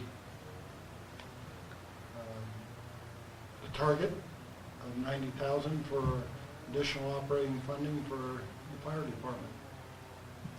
Starting in fiscal year 19, right? 1920. 20. Yeah. for Yeah, the 20, goal sorry. would be July 1st, 19. Yeah, July 1st, 19, yeah. Okay. Second? So I move it, if it hasn't been motioned. I'll second it. Okay. All in favor? Aye. Aye. That concludes our action items. We're now at the general manager's report. Just a few updates. Thanks to Supervisor Terry, we were made aware of the Central Sierra Economic Development Summit in Murphy's a couple weeks ago, so I attended that. It was very helpful, very interesting. Also interesting to know that Central Sierra Economic Development does cover 2 of the 3 counties in which we sit already. I had a very good discussions with the various RUS branches. They're all different branches of different people running them. Very good discussions with them relative to employee housing, relative to water, relative to wastewater. Those are the big ones I went after. Good discussions, good information, made the good contacts. Come to find out that the 2 people I know have all been, or the people I knew there's only 2 left, and they've all been promoted. So they're, so maybe that's good, maybe that's bad. I don't know yet. But anyway, it was a very good summit, very worthwhile, and appreciate Terry for letting me know about that because that was really good, really good. RUS C8 loan timing. So, in short, the Office of General Counsel, which provides all legal advice to RUS, has a new attorney doing their work who's never done these kind of loans before. So he has lots of questions and is taking a lot of time in reviewing things. Both Rodney Peach and Howard Barnes are extraordinarily frustrated. So in the interim, we joined in 2014 National Rural Utilities CFC, Financing Corporation. I forget what the C stands for. We're still members of that. And so Howard suggested we reach out to them for a bridge loan for the term of 1 year to cover us until such time as RUS gets their things together. And because we already have the commitment letter. So we've had, Kelly and I had a couple meetings. Rick had a meeting also with the local California rep with CFC. Basically they said it was a slam dunk once we get them the documents. So we're proceeding down that path as a just in case. We're being cautious, so we're going down the path of getting the financing with CFC if RUS doesn't materialize by October 26th. So just want to... Is there any risk to the loan, or is this just a matter of timing and the attorney? It's a matter of purely it's a timing issue. Documents. Yeah, it's purely a timing issue. And Shanahan, Howard, in discussion with the new attorney for OGC, wanted to talk to district council. Shanahan asked if that was okay, and I facilitated that, and he has been in contact with OGC attorney and working with him, providing him documents. Jess has been pulling documents, and Kelly as well, to get what they already have, but he doesn't have. So we're providing it again for the 8th time, but we're getting it to him. So that's where that sits. But yeah, it's the commitment letter stands. If we did a bridge loan, what would the rates be? 3.5%. So 3.5. So 1 will be budgeted for, and 2 comparable to RUS. And is there a fee for yes. processing fee? Mm-hmm. Yeah, there will be a fee. Yeah. Any other questions on that? Bank of the West loan refinancing. Keep hitting these bumps in the road.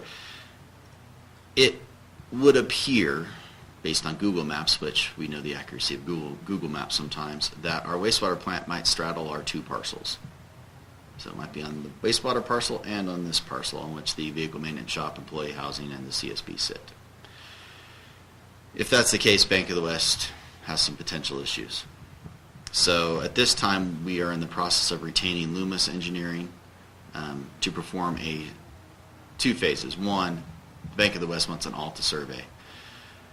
I don't want to do an ALTA survey until I know whether the building's on 1 parcel or 2. So I've retained Loomis to come out and basically shoot the line, and set actual corners for me so I know where the property line is between the wastewater parcel and this parcel.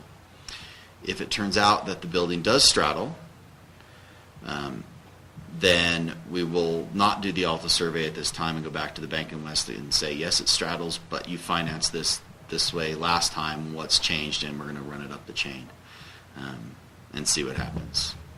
Worst case scenario, we don't need the Bank of the West. We can float it out of operations. It takes us down to 1.5 at our worst case in December instead of 1.9. Not ideal, but we could do it without it.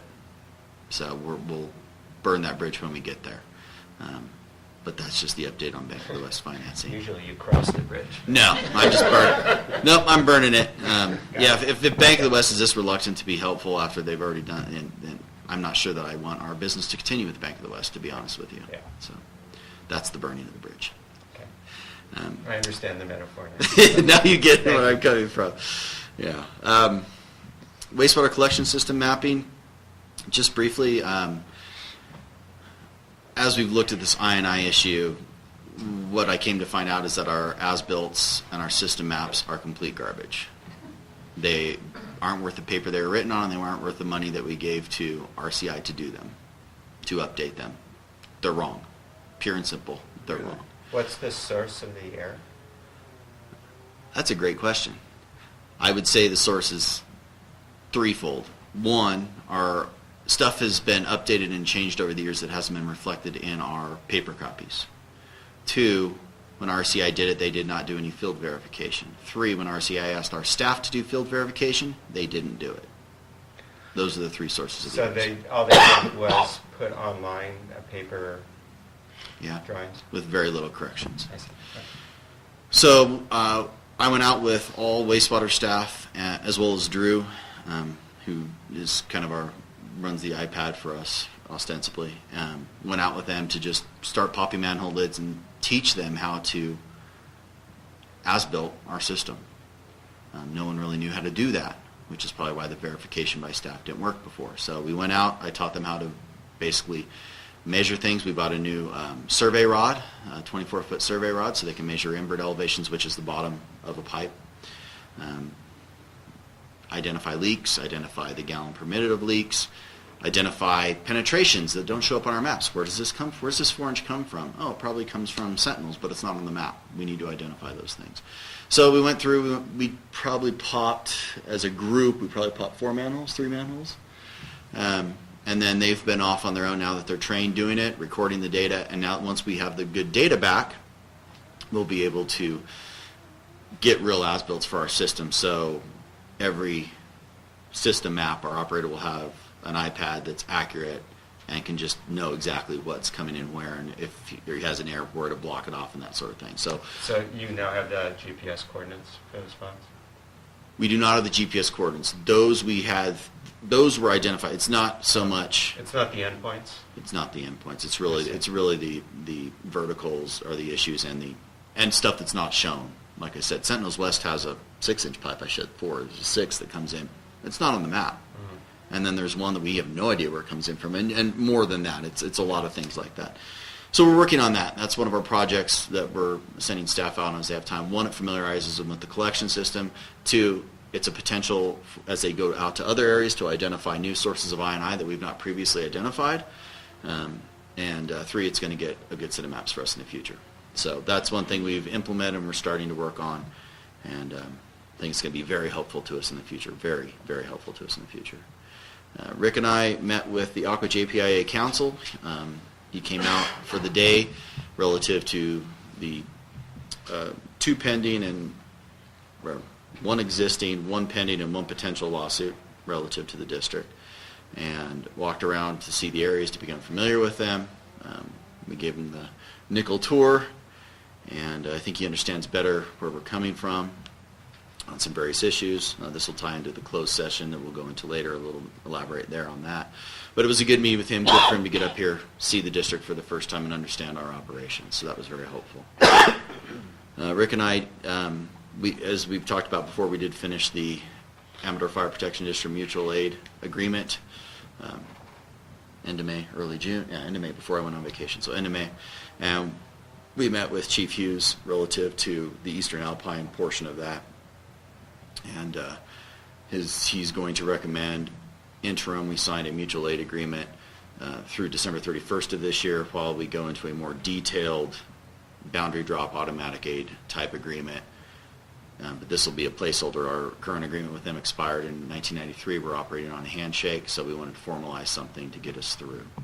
And so we've had some productive meetings with that, which also tied in with the meeting we had yesterday down at the county, but this was a little bit a different topic that wasn't covered in real detail there, but it's just wanted you to know we're still pursuing that and making strides towards getting something done. Chief Hughes anticipates retiring. He said it to us. Can I say it out loud?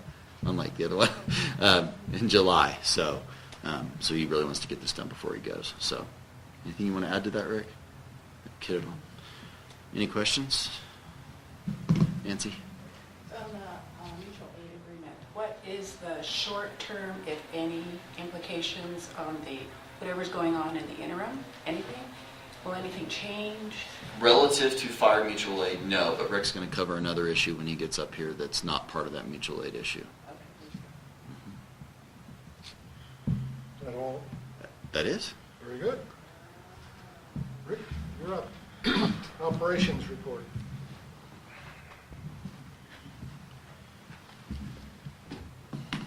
As the board's aware, every summer we have a work plan that we have through the U.S. Forest Service to maintain the existing roadways and infrastructure on the Out Valley portion of the line. What you see here is a picture of a gate that was recently installed. I'm sorry, my before picture is actually hiding behind this. Let me see if I can delete this here. Yeah. You can delete it. Go back here. No, next out. Back. Oh, it's just giving away all the exciting presentation. It's in play mode. Yeah, anyway, Sorry. bottom line is during the winter, because of Snow Creek conditions, the gate that was near Maiden's Grave on 88 actually collapsed and was done. So Greg Wallace was able to build a new gate for us, and that was what it looked like in the shop. And then the next picture here, which, help me out, Eric, on my clicker's not working, is the gate completed just last week. It needs signs added to it and a couple little minor details, but staff did an excellent job, one, building this extremely heavy gate and getting it out to the field and installing it safely. So nice job to staff. And just as an aside, we budgeted for purchase of a Powder River type gate, and staff was able to fabricate one at a lesser cost than it would have cost us to buy one. So big kudos to Rick and Brandy for driving that, and Greg Wallace for fabbing it up. It's a really good savings for the district. Yeah, it is. Nice reinforcements. That, coming from Peter, that's a huge compliment. I'll make sure Greg knows that. That one was strong. I was going to ask for his opinion. Yeah. The other portion of the work plan is that we do a hazard assessment of all the overhead trees along the corridor. I've been in contact with Steve Cannon, and we'll try to coordinate a field inspection probably in September. That's what we did last year. He'll assess what some of the hazard trees might be, and then we'll coordinate getting those removed. Quick question on that. I've been following in the newspaper reports, at least, the legislation that's been proposed that would basically allow utility providers not to be responsible for a fire caused by their lines if they complied with all, took all measures that would be expected to maintain proper clearances, et cetera, from trees, et cetera, et cetera. Do you know what the status of that legislation is? Yes, it's been adopted. We received a notice from the state, and that'll probably be something we bring back to the board on September. The board has to adopt it's a WMU, is that what it was called? Basic Wildlife Management. Anyway, WMU. The board will have to consider and adopt that if it proposes a higher fire risk, and we'll have to go through the requirements of that and prepare that document. So we'll be working on that, but we just got the letter from the state. That document outlines what this procedures need to be. It's a requirement within that. Okay. It's a requirement that we have to fulfill to be within that. Okay. So we're going to be working on that. But like I said, we just received notification, so we're going to work on that.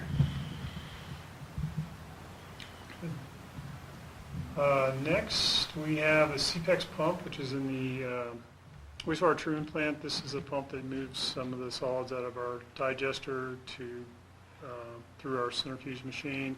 It has since failed, had a problem. Staff attempted to make repairs to this pump, and unfortunately those repairs did not work. Next Tuesday we're going to have a consultant come up from CPEX to actually hopefully resolve the issue. He's also going to bring a spare pump, but currently we're not in jeopardy. Our transmembrane or suspended solids for the wastewater treatment plant are still within our minimum level, but if this were November, December, I'd be terrified. This also has been identified and this information has been given to Stantec as part of their feasibility study, and they'll include it with their report, which we look to have a draft of the report, I think, in September. End of this month, I think, or early next month, yeah. Eric and I met with Stantec this week actually to talk about to get an update on the report. They did scan all our O&M manuals to electronic versions, so we'll put that onto our network, and so things are moving forward, but certainly bring that back to the board for an update in September. Any questions about wastewater and latest failures?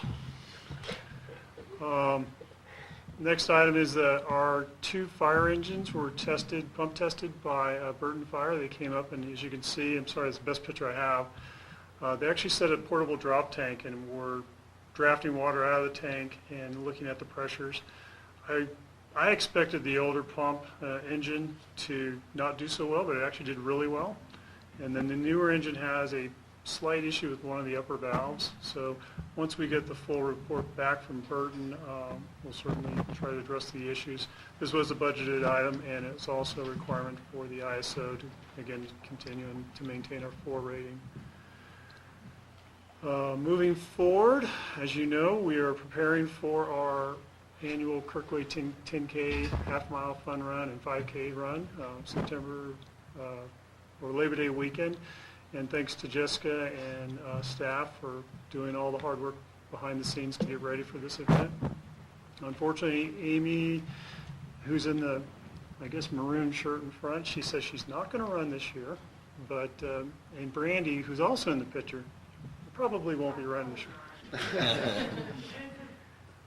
Maybe if we cut her electric rate, she will.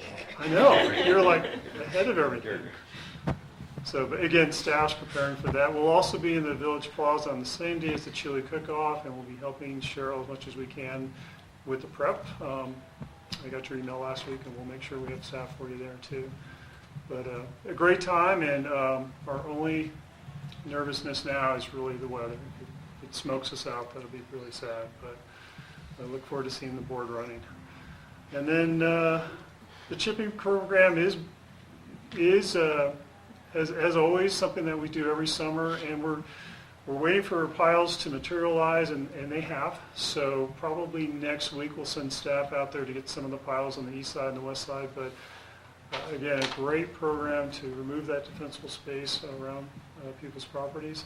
So far we haven't had any piles that have been refused. If we do, we work closely with the homeowner to let them know, hey, we can't chip this, how can we help you remove it? And it hasn't been a problem in the past. I don't expect a problem now looking at the piles that are out there. But the only thing we do ask is the community try to keep the diameter of their chipping material less than 4 inches. We can go up to 5, maybe 6, but it's really 4 inches. Things go really smoothly, and it doesn't cause problems for us. And then the last item, which there is not a slide, in the meetings with Chief Hughes, we learned that the Alpine County agreement, transport agreement for the ambulance it expired in December, and it has not been renewed since then. So That's not between us and the county, right? It's between No, county sir. and the owner of the Mountain ambulance. Valley, yeah, Mountain Valley Ambulance. yeah, so this is an agreement between Mountain Valley and Alpine County. The ambulance belongs to the county. They maintain the ambulance. So until that agreement's been reapproved, we are not transporting patients at this time. We're still using the vehicle to move personnel and EMS equipment to a scene, but we're not actually transporting that patient in our ambulance from, say, the scene to an aircraft or to a rendezvousing ALS care ambulance. So we'll look forward to getting that resolved, but we had no idea, and Mountain Valley, who had some personnel changes, have brought it to our attention, so we'll clean that up. And that concludes my operations report, unless there's any questions from the board. Nancy? So on the chipping program, you've probably seen the communications I've had with Eric. I think he has sent it around.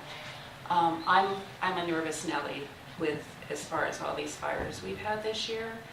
And I think it was the car fire that they said it just took one spark from a car, C-A-R, to start that fire. And I've asked around, when's the last time anyone's remembered that this area has burned just on its own? And it's to me, it's like the roll of the dice. I hope it doesn't happen, but I'm very nervous about it. So I was trying to encourage the district to think about if piles are rejected this year, that they send staff out to pick them up. The staff already goes around and checks different things throughout the valley.